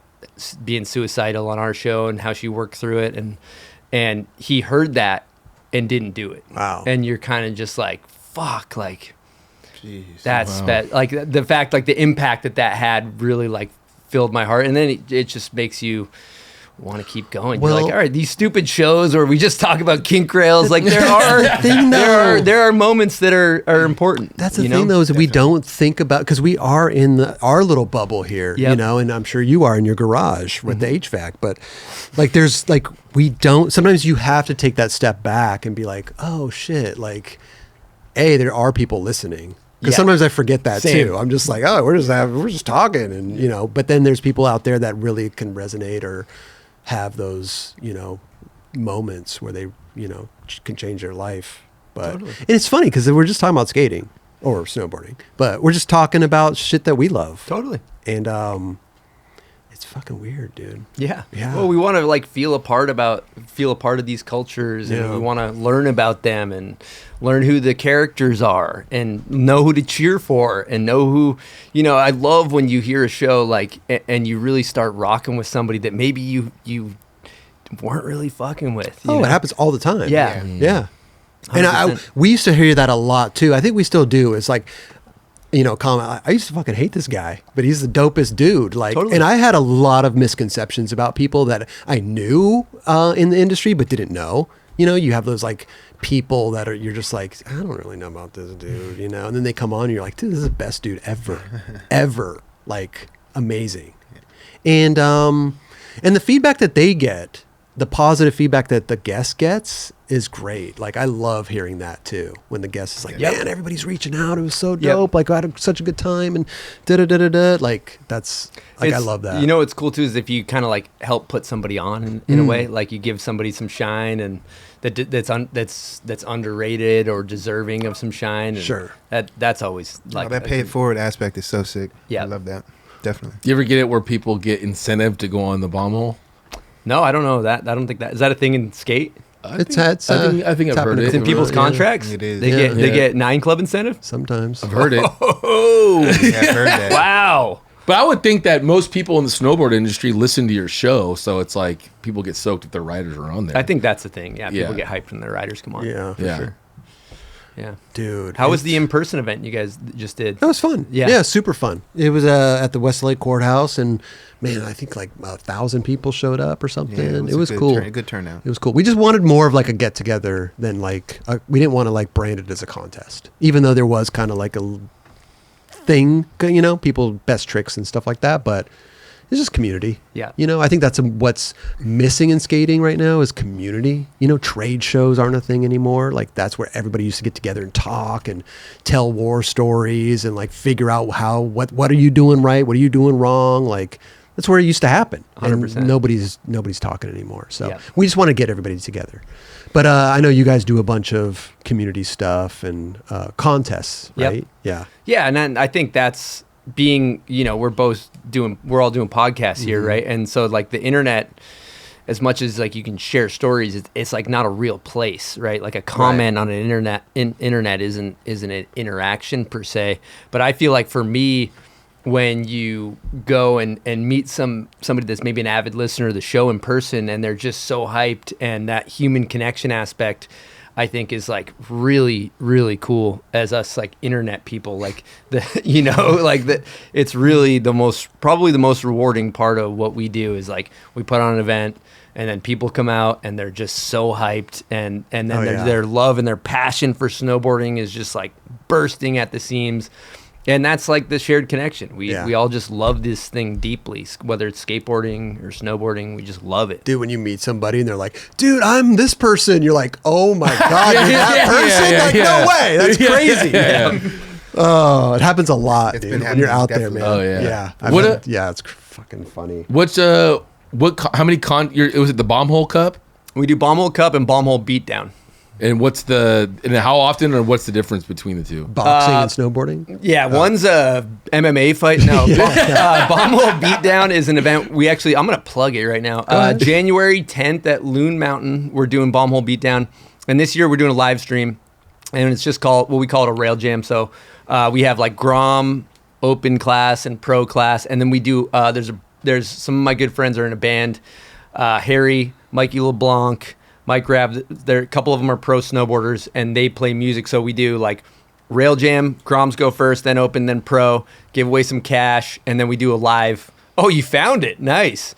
Yeah, and then we do a live show down at the bottom, like where their favorite snowboarders are playing music, and those are really fun. The East Coast doesn't get enough love, and it feels really good to go see all those faces. I grew up on the East Coast, so seeing all those same people in the mix that I grew up watching and riding with and all that, and then the Bomb Hole Cup's a 2-day event where we do a bank slalom and a park showdown. That one goes off. That's like our huge event. This one's more of like a grassroots small event. But you know what's really fun? When you do live streams like for your own shit, because you know we've been a part of doing broadcasts and live streams that are like really buttoned up. But when we put on a live stream, we're like, we want this to be loose. Yeah. Like, I don't give a shit what happens. You guys can swear. You guys can get shit-faced. You can say dumb stuff. Like, I don't care if it's a little bit of a disaster from a production standpoint. Like, we just want to entertain the people and keep it raw and real. For sure. So the live streams are really fun. Yeah. That's amazing, dude. I love it, dude. Yeah. Yeah. And that's January what? January 10th is Bomb Hole Beatdown, and then end of March, last weekend of March is Bomb Hole Cup. Bomb Hole Cup, sick. Do people come in, because it happens here all the time, that everybody's nervous. They come in, they're nervous. We don't get nervous. This is our house, right? Yeah. People come into your zone, and they're like, do you ever get nervous? Like when Lil Wayne comes in or somebody, and I'm like, no, I don't get nervous when anybody comes in. How is it over there? Do the guests get nervous? Have you gotten nervous at all? I don't get nervous, but the guests, like some guests that haven't done a lot of like public speaking and stuff, get nervous. But I remember there was almost this turning point because, as snowboarders, sometimes we put skateboarders on a bit of a pedestal. And Jamie Thomas came and did a show, and I was like, oh, super early on. Oh, the Chief's coming in. Oh my God. How'd you get a hold of him, by the way? Jeremy Jones, Snowboarders, friends with him. Okay. He connected us. Nice. And you might have met him. He was at the Rockstar Open. But at any rate, he came in, and I remember and he was just like a super cool dude. And I think ever since that point on, I just realized that these super pros that we idolize or looked up to are all just people. That's the cool thing about doing podcasts, whether you're interviewing Lil Wayne or for us, like Ken Block or Travis Pastrana. You meet all these people, like, oh, this guy's just normal, cool-ass dude. Right. Cool-ass person. And it just, everybody's, we're all just humans trying to figure out how to move through the world here. Do people hit you up to come on the show? Do you hit people up? Do you have like somebody that books people, or like how does that all work? A little bit of both. A lot of just communication. Hey, scheduling's always hard, but scheduling is like the gnarliest thing. But do people because the best is when you ask somebody and they're like, yeah, when? Like next week? Yeah, cool, we'll do that. Yeah. Yep. And then other people are like, well, I don't know, I got this. Maybe I'm just kind of nervous. And then it just turns into this fiasco. Yes. And you're like, dude, just come in and talk about skating. That's it. It's like really simple. It's really simple. We're gonna have a great time. And then they finally do. And they're like, oh, I wish I did this sooner. You're like, yeah, dude, it's really... It's so chill. It's so chill, man. But it's interesting to see the reactions of people. And you're like, dude, it's just skating. Totally. Like, it's so... I think people overthink it a lot. What I've come to realize is it's like self-judgment. Like they're judging themselves as they talk. Am I sounding cool? Does this? And you're like, dude, nobody gives a shit. I want to hear you talk about how you scoop your tray. You know, it's like... Where do you put your feet? I don't know. In the pocket? I want to learn. Well, because before podcasts, in skating, there was a little interviews here and there. But, in my era, it's like, it's print interviews. Yeah. So I never, unless it was like in a 411 or something obscure, you never really got to hear your favorite pros talk. Or if it was in a video or something like that, and they had like a couple little funny little lines or whatever. So for me, it was rad to see like my favorite skaters in a conversation with them, talking about something they loved and seeing the expressions on their face when they're talking about something that you've always wondered about, or they're reminiscing about something. You're like, damn, I'm actually seeing their demeanor, their expressions, which I've never seen before. And so that was a cool thing for me, like starting this thing. What was it like for you? Weren't you a guest on your own show? I was a guest on my own show. Yep. Yeah, episode 200. 200. Well, what was the response? And then how did that feel being in the interview chair? Dude, that was actually weird. It was almost like a wedding or something. Like it was fucking. So like that was a kind of an honor because, our team at the time like planned this whole thing, and didn't tell me, yeah, shout out to Jules. She killed it. And basically what they did is like, they booked all of this like talent, all my friends. They flew out Jed Anderson, they flew out Louif, they flew out all these people, and we do these guest questions on our show where like we pre-record a question and play it during the show. But what they did is they like came in studio and asked a question to me. But they were all these people flew in for my show, and it was like this bizarre. It's like you were at your own funeral. Yeah, dude, it was like it was really flattering, and it was really an honor. I mean, dude, you had a four and a half hour episode. Dude, that's a Mike Valley episode. Yeah, that was for us. Well, they kept coming. Well, each person that came in had some stuff they wanted to talk about. Right. And yeah, it was. Yeah. So wait, how did you know? You had no idea this was happening, or you didn't know they were? I didn't know what was going on. They're like, hey, like my buddy Hava, who co-hosted, he put me on Solomon back in the day. He's like my guy, Hava, and then Sexton's also one of my dear friends. And they kind of and then Jules, they planned this whole thing and booked all the travel and flew everybody out, and it was just this like. But you knew you were going to be the guest? Yes. Okay. Mm-hmm. Yeah. You didn't know the extent of it. Exactly. Yeah. Yep. Crazy dude. I always say, like, I think people ask a lot, like, Chris, did you give Chris fucking episode? You know what? Here's my thing. If we do live shows. We've been on the air for 9 years. Yeah. We've talked about our whole lives. If you are a fan of the show, you watch a show, you know everything about me. Mm-hmm. You know everything about me, dude. You know what I joke about. You know the tricks I've done. You know what car I drive. You know everything. So this guy, why do I need to do an episode of my own show? I bet it would be a good episode, I'm though. sure it will, but I just like, Hey, come on over to the bomb hole. We could do that. No, let's get you we going. could do that for sure. I'll go on any Come snowboard. I'll go. Yeah. Yes, I'll go on podcasts, but to do the 9 Club just doesn't seem. I don't know. It just seems weird to me. Yeah. Like, I just want to. People know what it is. Yeah. They know Dubs. Yeah. You know what I'm saying? I don't know. I think Escape for maybe chocolate. we could talk about switch flip Manny maybe 2-3 hours. I mean, listen, I'm game to beat your own time episode, 4.5 hours. And that's a funny thing, man. Mike Valley came on our show. He fucking what was it, JC? 4.5 hours or something? It was the longest episode we've ever had. And for a while there, people were like, "I'm here to beat Mike V's episode." We're like, "No, you're not." Like, dude, sitting here We're not here to watch you beat that. 4 hours No. is okay. 5 hours, 5 hours, and people would say, "Oh yeah, I breezed right through that." Yep. And other people were like, "Yeah, it took me 2 months." Dude, I listen to a 5-hour motocross podcast every week. Really? Yeah. 5 hours. Really? 5 hours. Wow. Yep. Okay. What is it? Just banter or like what? Yeah, they just have a bunch of people call in, all the different racers and all that. It's just playing in the background type scenario. Yeah, just drive around, listen to a little here, a little there. Yeah. Learn about the races, all that stuff. Would you as you got better at like, I don't even like the word interview because we're having a conversation. I've got bullet points here. I know what we want to talk about, but we having conversation. So interview, I hate that. It's like You hate it. I hate it. Well, I don't hate it, but he has more of an interview style. I interview. I Yeah, guess. yeah. right. But I mean, so this is different for you. Like you don't. No, like this is great. This is like we have another show group chat. It's like round table. Yeah. Okay. Yeah. But do you go into an episode? Let me rephrase that. Do you have a time limit, or do you just let it go however long it goes? Because here's the thing. The better we got at having conversations and quote unquote interviewing, the shorter the time got because we just got better at extracting information out of people. So our interviews, they started off, short because we edited them, and then they got longer and longer and longer. And now they're like, we could do an hour and a half, 2 hours is a good Sweet spot. It's a sweet spot Yeah. because we can get everything we want out of it. If we didn't, come back. Come back and talk about it. You can't get everything out of somebody's whole life in 2 hours.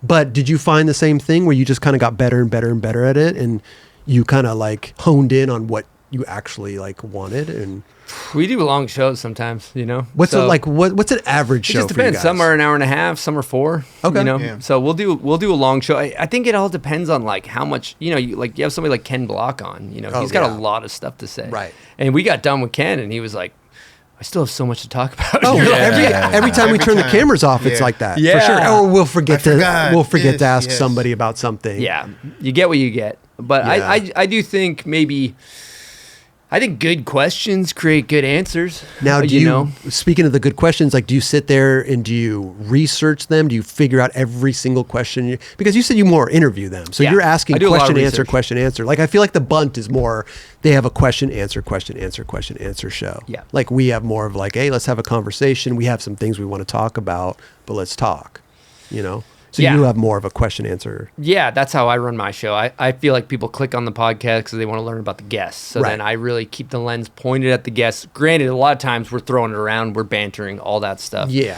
But I spend a lot of time. I spend probably 6 to 8 hours every show researching, calling people, trying to take all this information, figure out what's interesting about that person, Right. and then provide some insight for our audience. It's something that may be inspiring, or they're laughing, or what wormhole. It's like podcasts are like genres of music. Yeah. Sometimes people are coming on and we're just gonna be dipshits, and those are my Yeah, favorite yeah, shows. yeah. And then How do? All right, keep going. Go ahead. and Sorry. then sometimes people come on and they're like, hey, I got this heavy thing I want to get off my Right. chest. And I'm like, all right, we're saddling up for that.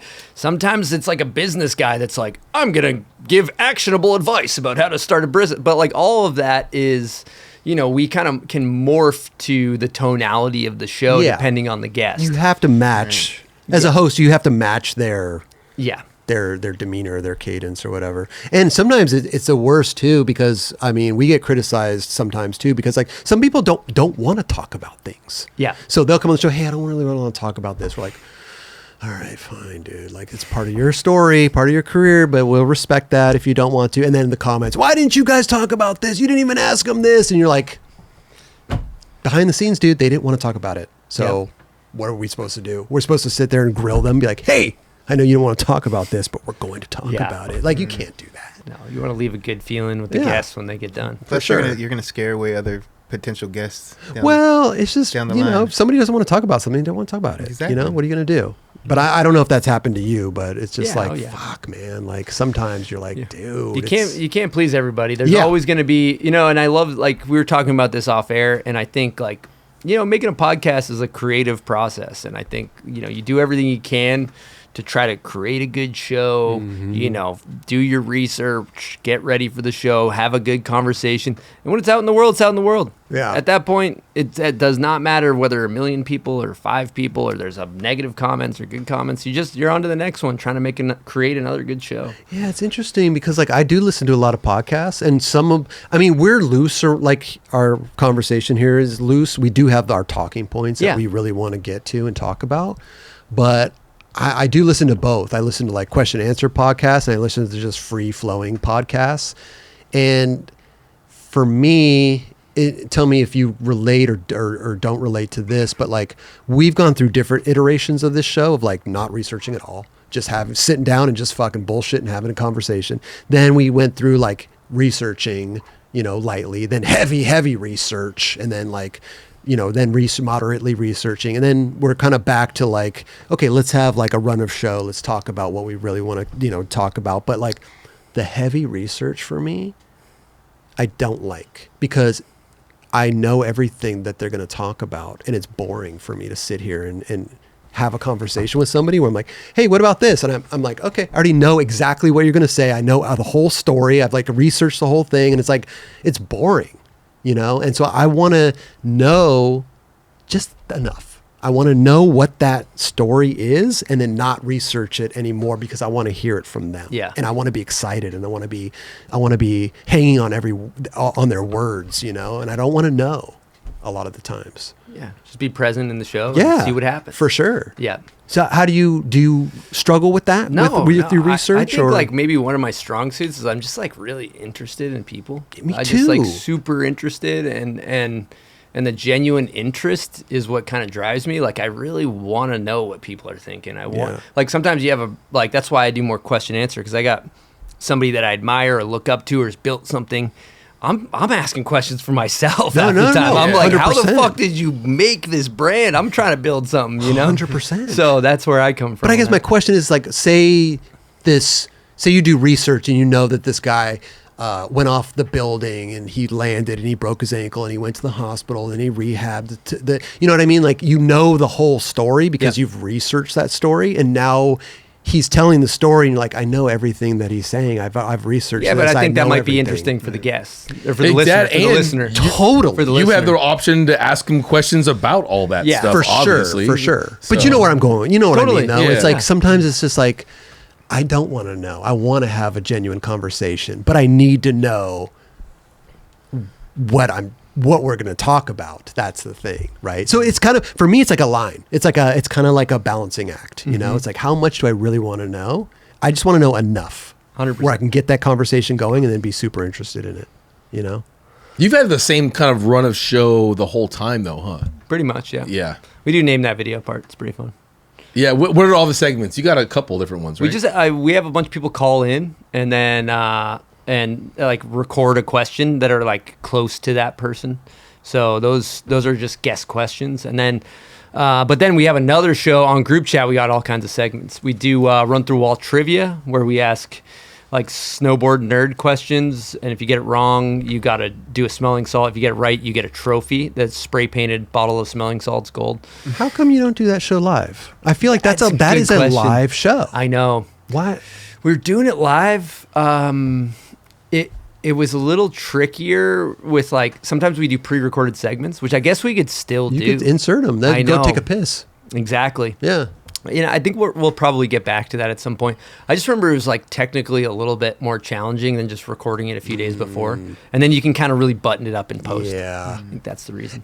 But You know what's an issue with us too? Yeah. Is that like a lot of our ad reads need to be pre-approved. Yeah. Okay. So, Gotcha. so we have to like do an ad read, and then the brand has to approve Right. it. So we can't just do an ad read off the cuff for a lot of brands because they're like, nope, you didn't hit the copyright. Or you said this, and we don't want you to say that. Yep. Yeah. Interesting. Yeah. We don't get a lot of that. We work with like certain companies, but yeah, it's interesting. And you do video ad reads, right? Or both audio and yeah, video. sometimes we do audio only. Oh yeah. Yeah. Those are the best. Yeah. By the way. Yeah. 100%. Love those audio. By the ad way, reads. for the record, I called Roberts the other day, and we just to pick your brain about. He's a wizard. Like you're a wizard. It's He a is. business we're in. Yeah. You know, you got to know about it. Yep.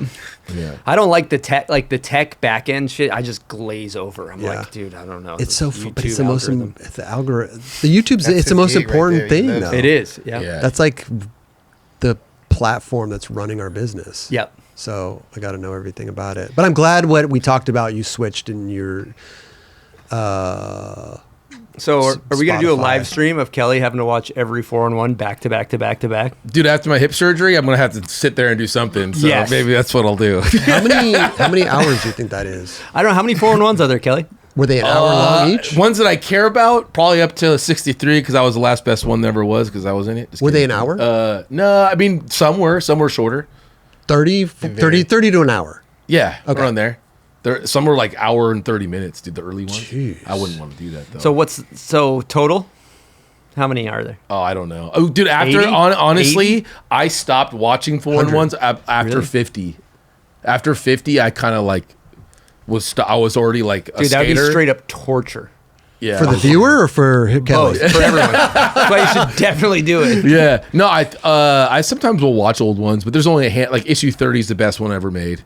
That's my opinion. Or actually, I don't care. That's actually the best one made. So what did they start in? Oh no. What is this? It started. What I don't know. It's a great question. 93. I was gonna say. Yeah. But Rob, were you mad when 93. when Kelly did Fakey Trey, Fakey Manny? No. You're down. Well, here's the thing. The thing that you have to realize. You weren't. There wasn't a part of you that was like.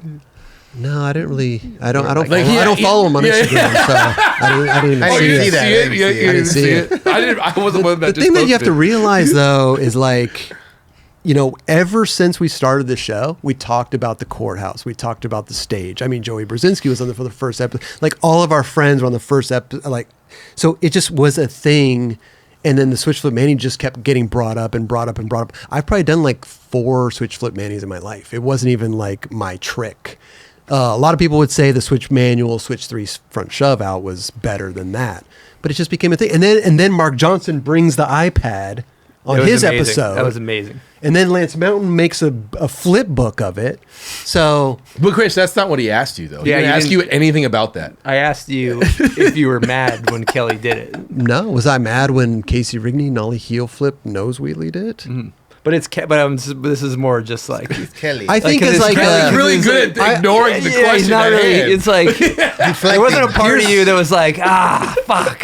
I kind of was the top dog of the courthouse here for a minute. In you all know? honesty, no. But in the realms of like giving him shit on the show and like the banter that we do, yes, Yeah. like of course it's kinda kind of got a part leg of up it. You a know? little bit. It became a thing, and Yeah. it's fun. It's Yeah. all good. Yeah. But dude, I just respect anybody that skates the courthouse stage. It is the gnarliest manual pad out. You look at And- that thing, you're like, how the fuck did I do that? Oh yeah, all the That's what time. happened. We were just Oh, talking yeah. about that recently, right? We're like, how the fuck were we just so conditioned to keep jumping? We were up skating that that thing every weekend. 'cause you're skating every day. weekend. Yeah. But even if you're skating like every day, to skate that is like a different type of thing. It's like skating a handrail over and over and over. It's like a different. All You I have to be need- conditioned for that. As Right. I get older, I go to the same ledges and I'm like, did this thing get taller? Yeah. I'm like, did I throw a tape measure on it? I'm like, I think this thing got taller. Because Yeah. it's like the older you get, the harder it is to just get up stuff. Dude. Well, I mean, even skating it back then, like some days it would feel like a curb, and other days it felt like a mountain. It was gnarly, but I know. Like, I don't want to switch up. I mean, still stay on skating, but don't you have a skate park like in your backyard or something? Yeah, yep. That was, I bought a cabin up in, me and my buddy Alex Andrews bought a cabin up north in Utah, about an hour north of where we live, like totally remote location. We found like 5 acres in this place that gets snow. It was crazy affordable. And the cabin's like pretty dilapidated, but it was really cool. And at the time, it was around the prime time of like 11 sponsors or whatever the fuck we had. We were doing good. And we just had this dream of building a backyard skate park. He had built one in his backyard. And so we just set out on a mission to build a remote backyard skateboard park. And at the time, we basically dedicated an entire summer, like snowboarders. I didn't have to work, so and I was on salary, so I was doing fine all summer long. So I was able to dedicate, like, as soon as the snow melted to the fall, and just throw myself entirely at building the skate park with my friend Alex, and a bunch of our friends really helped out that knew how to do concrete. We were kind of shitty at it, and then we just went for it. And it's not perfect; it's a little DIY, but it's a really cool place to go ride a skateboard because you're in the mountains. There's no cell phone service. You're in this. It's that's the one thing that's really cool about snowboarding that we love, is that you're in a lot of times when not in street trips, but when you go ride the mountain or you go ride the backcountry, there's this like nature aspect of snowboarding. I think is one of the cooler aspects of it. So to be able to go skateboard, which is something that I deeply love, and be able to do it in this like environment that's really remote and peaceful. Like I'll be driving home from going up there and I'm just so calm and relaxed, and it's a special place. It's you like this isn't it, is it? What is this? Yeah, that's it. That's Yep. it. Mhm. Wow. Yep. Damn, that does. That It look looks little pretty cabin. good. That Yep. looks sick. Yep. Shout out to my buddy Ben Page and Skinner and my friend Chip. They were in Zamora. They were really good at doing concrete. They were kind of spearheading it. This is Nate Wow. Greenwood. Nick. Oh shit! Yeah, this is Greenwood right here. Oh, tight. Yep. So we had a little 6-foot cord. This is me. This is what we call the mattress in the freeway right there. That is the manual pad that kind of like kills all the flow. But I needed a ledge. Yeah. And then that little boob right there. That's my favorite thing to skate. It's like you can do flip tricks over it and whatnot. And How far off the beaten path is this? this is just right off kind of a main road. You just drive up a hill, like down in that ravine is just a road. It's actually not as remote as it looks, but there is no cell phone service there. It which looks is like cool. totally remote, out of nowhere, Yeah. like in Yep. the middle of nowhere. There's It's nothing like, around it. And then we take snowmobiles up that hill and we just ride wiggle powder turns, and I have some rails and things like that. So it's a good Sick. place to go fuck Amazing. off. And this is just like a cruise. Like you don't live there. It's like I don't live there. No, it's that just like place doesn't have running water, Oh, or okay. there's like rats in the wall and stuff. that's like, cool. No. It's, yeah, it's fine to go. Like the boys hammer beers and sleep on bunk beds and Okay. skate, and it's a really cool place to get away. But one of the things that was really cool about it is like we set out on this journey and to build this park, and to get the concrete truck up there, there's a river at the bottom, so we had to like basically put down this big metal grate to get the concrete truck to go over the rivers, this whole process. So we ended up calling the concrete company, and we were like, hey, we're going to build this skate park. Do you guys like, we were doing a show with ESPN. That was a show called The Cabin Report that was on World of X Games. And so we kind of like pitched it as a TV show, snowboarding the winter, building the skate park, the whole process. And we were like, we can maybe give you a logo in the show, and tried to sell it. They were like, we're not interested, but we'll introduce you to our buddy, Rob. And Rob owned the biggest concrete company in Utah at the time. And he's came up there and he's like, I love what you guys are doing. You can put it on my tab. Since I buy so much volume of concrete, you'll get a huge discount. So we build this whole skate park. We keep putting it on Rob's tab. We're pouring, there's like probably 10 concrete pours that we did, and we're scrubbing it, making the whole thing. At the end of the project, I go, Rob, I want to square up with you. He came up. It was like we were skating it for that first week. And he basically said, he's like, hey, man, I'm going to take care of the concrete. Wow. And I was like, what do you want in return? He's like, I don't need anything. I just think what you guys are doing is cool, and I want to be a part of it. And that's it. Wow. And it was like a really like I was crying, honestly, because it was like 20 grand. I was going to ask how much it was. Yeah, and it was just like totally unexpected, just like paying it forward. And he just saw our passion for skateboarding and doing what we love. And it was just like a really special moment, Oh, wait, is this ESPN? That's so yeah, this rad. is the Cabin X Report. Games, okay. Yeah, World of X Games, World of Cabin X Report. So Shout out to that dude, straight up. yeah, Making sure we can. and he actually passed away. So rest in peace. He was a legend. Yeah.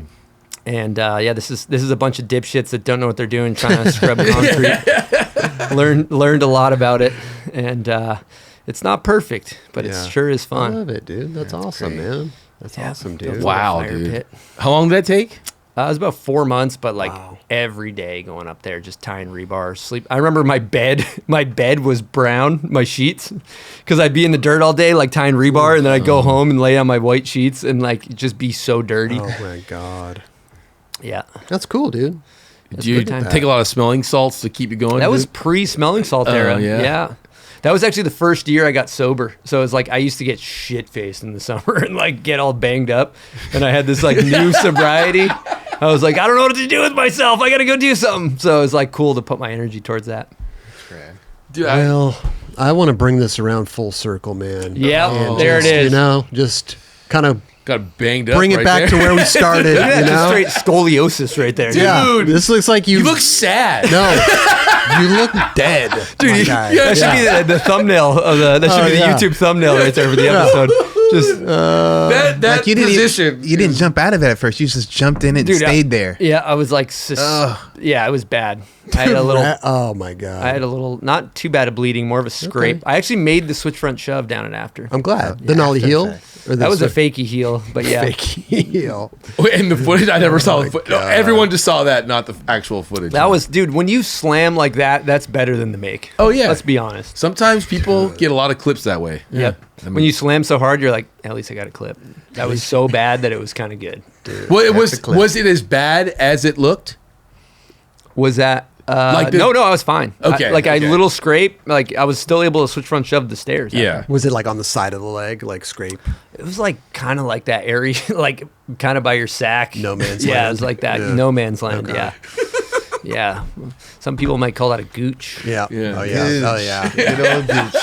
That could be painful, man. Yeah, still I got The a child. cliché, I got the a child cliché. too, Yeah, so you're like chilling, my dog. shit still worked. Okay. Yeah, Oh, little perfect. baby boy. Beautiful, man. Yep. Beautiful. Congrats. Yes. Dude, a future podcaster. Potentially. Yeah? I'll tell you, my kickflip, it's bad. Yeah. So we're not going to set him out on the path that I learned kickflips. We're going to have him learn them right from Okay. maybe Uncle Lizard right out of the gate. There you go. know, Yeah. get him to make sure he flicks out and not have a more of a pedal. It's like a The you're Mongo? pedaling a bicycle. The you know? Mongo kickflip? My feet, like it's like a heel clicker. So when I'm in the air, it's not like Click your heels 3 times together. What about heel flips? those work. Better than kickflips? They're less heinous. I can like apply my kickflip better. I can kickflip stuff better, but Heel it flips just are doesn't better. look good. I saw you did pop shove a nose grind the other day. and- Yep. Yeah. Shove it, sir. They work. Yeah. That train's never late, brother. How many episodes are you on with the bomb hole? 2 something. 2 something. We're not even. You got us covered. You're way. I mean, up we've there. done with our live shows, and that we've done well over 1,000 something episodes. Crazy. Yeah. yeah, maybe 30 group chats, Okay. 250 or 280, maybe somewhere in that range. All right. Well, Yeah. call us when you're Great. back, when you're up to almost 400. Should I call you when we do that? Yeah. Just Yeah. give you a call. Yeah, give Hey, me a call. Yeah. We're here. We're kind of by 400. Floating around. Wait, I'm sorry. What episode are you on right now? Well, we group chats we number separately, so but like total shows 280 maybe. 280. Yeah. Dude, Chris 290. and Ron. I mean, I'm not going to invite them for you, but you guys should go on the show. Yeah, I've been on there twice. You come to Salt Lake. I'd love to have you guys. Yeah, on. I'm down. Yeah. I'm super down. Definitely Yeah. down. I've been on there twice, and I got it was really fun both times, and it was cool. Like, I love being on this show, but I'm never getting interviewed. So to go on there and people reaching out to me like, dude, I loved your episode. I was like, it's cool to be in that position. So I appreciate that. You were out there for something else, and then you kind of like doubled into Both that, right? times I was at Yeah. the Street League, and then I was out there for the Skull Candy Crusher Cup. Okay. And then we were just like, yeah, let's do it. Fuck Yeah, it. I'd have to be out there with for something. Or you come snowboard. That's one thing that I've never I'm not snowboarded mad in at my that. life. We'd man. show you I'm a good down. time. Yeah. Show you how to do it Okay. right. Okay. Yeah. Show me how to do a press. You'd probably just like catch your edge and be like, "This is horrible." Hey, honestly, Chris, for your YouTube, It'd be a good that would be a No, good. because we first met at Portland. Yes. At the Rockstar Energy Open. Yes. And it was weird, man. We were standing outside the hotel. People were taking photos of us together. Like it was like this like weird, like long lost connection of like like, whoa. yeah, like oh well, this is crazy. But we talked about doing some type of like YouTube. You know, I'm glad I'm not me YouTube. Being up there, like, you know, or like snowboarding, just in general, like learning because I've never snowboarded before. I wanna could do only it. imagine how much Chris would complain, just like Oh, being in the dude. cold, catching his edge. I would love to see. down, I've I'm snowboarded down. twice, So I'm funny, gonna bro. do it. and I would Holy love to shit. see Chris like just when you're on a skateboard. We all know how to like just maneuver around. On a snowboard, it's like you're trying to do that as a skateboard, but it's just not even close to the same thing. Dude. You Doesn't try to go work. that way, you're like, I'm not moving. Yep. And you're just going straight, and then you're like, I'm going fast now, and I can't move. Oh, it does. Yeah. Yeah, it's like it's not this, the way that you lean, your shifting of the weight is like way different. It's a weird thing. Okay. I hadn't been in like fucking probably over 15 years, and I just went this last season. And it was so fucking fun. Zoomies bro. 100K, or did you go? No, I just went with the family to Mammoth. Oh, nice. Hell yeah. It was so dope. So you snowboard? Yeah, I mean, I do, but You can go down the hill. I hadn't in Yeah. like I said, 15 Hell yeah. years. I didn't know that. But it came right back to me. Cool. It was dope. That's more of like a lazy river cut type. Guy. I like a lazy river. Too. Don't we all? But yeah, draw the most. Hey, ain't nothing wrong with the lazy river. Recurring joke on the show. If you watch the show, you get it. You You get get it, it. definitely. No, but dude, thank you so much, dude. Yeah, this has been fun, dude. Yeah, thanks for I've having been me. It's an honor. Rad rapping out with you, Yeah. dude. And I don't know about you guys, but we like to give little parting gifts on yeah. our show. Oh, he man. hooks it up with. Oh, yeah, we do that. Do you? Yeah. Yeah. What size t-shirt are you? Large. Okay. Yeah. Size What large. what do you give people on the? On I the, heard on they the hook way it up out? way. Yeah, better we than gotta that. Shut the fuck up! Really? What the hell? What do we give? We got a Yeti bag that we give people, Okay, and then okay. it's called a carry-all. And in that, we usually give them like a hoodie, T-shirt, Okay. some smelling salts. Yeah. We have a little label printer. We put their name and episode number on the water bottle. interesting. Make it really special. Like just one of the ones with the Yeah, the it's just- white. Exactly. Yeah, just yeah, a little. yeah, just yeah, like yeah. type it in and hit Yeah, print. we're not Yep. doing that. That's ghetto. Yeah, no, that's actually it's a prized possession.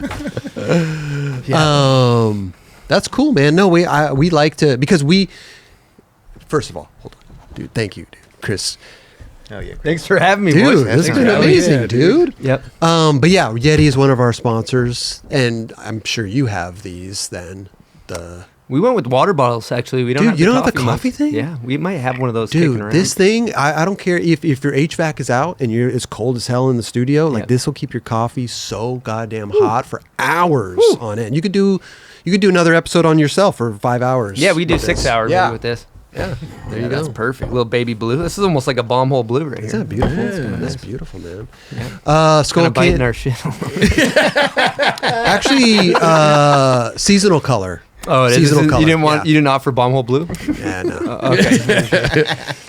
Shout out to Skull Candy, man. These are the Dime Evos. They're little. They got a little keychain action here. Little things for your ears. Take Yeah. phone calls on them. Really good quality. I use them all the time.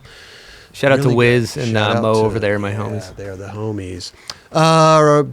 The best hats in the business. I don't know if you ever heard of Richardson hats, but they make the good They make the good hats. Kelly's got on his hat. Good bonnet. Yeah, Good bonnet. This is the 9 Club hat that Richardson term. made. So this is for you. Yeah, that's dude. an Take elite that bonnet right Yeah, there. man. Take that bonnet, bro. I like that. You're Budget good. of- You got, oh, sorry. Budget or buttery. We got the stickers here, all 9 Club stickers as well. This is for you. I don't know if Photo incentive or snowboard magazines. You get the cover of Yeah. Snowboarder. What's a mag? What's the Slush mag? You got No, tournament what's mag. the Thrasher of? You got what's the snowboard- Bible? Slush probably. Okay, Slush cover or, of Slush or tournament. Cover of Slush with Yeah. the sticker on, $20. Yeah. Okay, 20 It's the bucks. first time I've ever said All right. that. Man, got the 9 Club hoodie, dude. It gets cold out there in Utah, dude. You want to keep warm, keep bundled up. The HVAC goes out. We got the nice 9 Club hoodie. Wow. For you, dude, right there, Wow. man. You know I'll be what I'm saying? repping this thing tough. Size L. Nice. Yep. Kind of Dude, I don't know. Snowboarders, I mean, snowboarders, you need bolts to, like, connect the... Yeah, they're a little different. A little different. Chris is A little You different. need, for the bindings, right? Yeah, You connect bindings. the bolt. But anyway, you're on the team. Okay. I'll I'll use it on my skateboard. This is for this is for skateboarding. You're on the nuts and bolts team. Yeah. Biggest team in skateboarding history, man. Bigger than you're about Spitfire? a 3. You're in like number 360. I don't know what episode we're on, dude, Yeah, I but don't we're know. close. We're getting up there. But You're on. 2 packages of bolts per Okay. year. Boom. So Wow, next 2 a year. yeah. We'll mark it on the calendar. Yeah, pretty good margins on these things, I'd imagine. Not too Raking it's it just- in. Yeah, Raking it's it just a couple bucks. Yeah. Not. Yeah, we're killing it in the nuts and bolts, dude. Well, the Yeah, idea that's the- behind that's it. the Supports one. this whole thing. I Kelly, mean- you in the back bagging these things up or Yeah. what? Well, actually, Roger Who's bagging these up? Roger. Right. Roger Wow. Bagley. I bagged a couple. Hopefully we got 8. They counted. Hoping that they'll be We don't counting know. right. We just kind of throw them in there. There's only 7 in that one. There might be 7. Yeah. Diamond Supply Company. They start with bolts.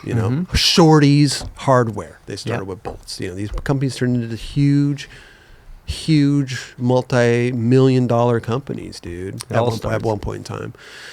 And We didn't start with bolts, but now we're making them. yeah, we're going backwards and then Yeah. going forwards. Does that make All sense? roads lead to having bolts for sale. Right. Yep. Recommendation, we're not getting rich, but You never know. You guys should take the bolts to Shark Tank and just pitch them. See what happens. That's See what a good Mr. idea. Wonderful. We'd like to offer you 10% of our company for $1 million. Yeah, you'd be like, you're And they dead. just rip you to You're- shreds. You're dead to me. You feel like, get at Well, it. I'm going to squash you like the cockroach you are. Dude, Chris, been amazing, dude. Thank you so much for Yes. stopping by and kicking it with us, dude. So We fun. really appreciate that, dude. And, dude, congrats on everything, man. The Bomb Hole Podcast, available on YouTube and Spotify and probably wherever you download your podcasts. I'm going to charge you for that. Yep. Send me the invoice. I will. No, but congrats on everything, dude. It'd be, Yeah. dude, it's amazing. Good shit. Thanks for having me. Honor chatting with you guys. Dude, of Hell yeah, course. Chris. How many kinks, though? Double kink. trips? Great show, guys.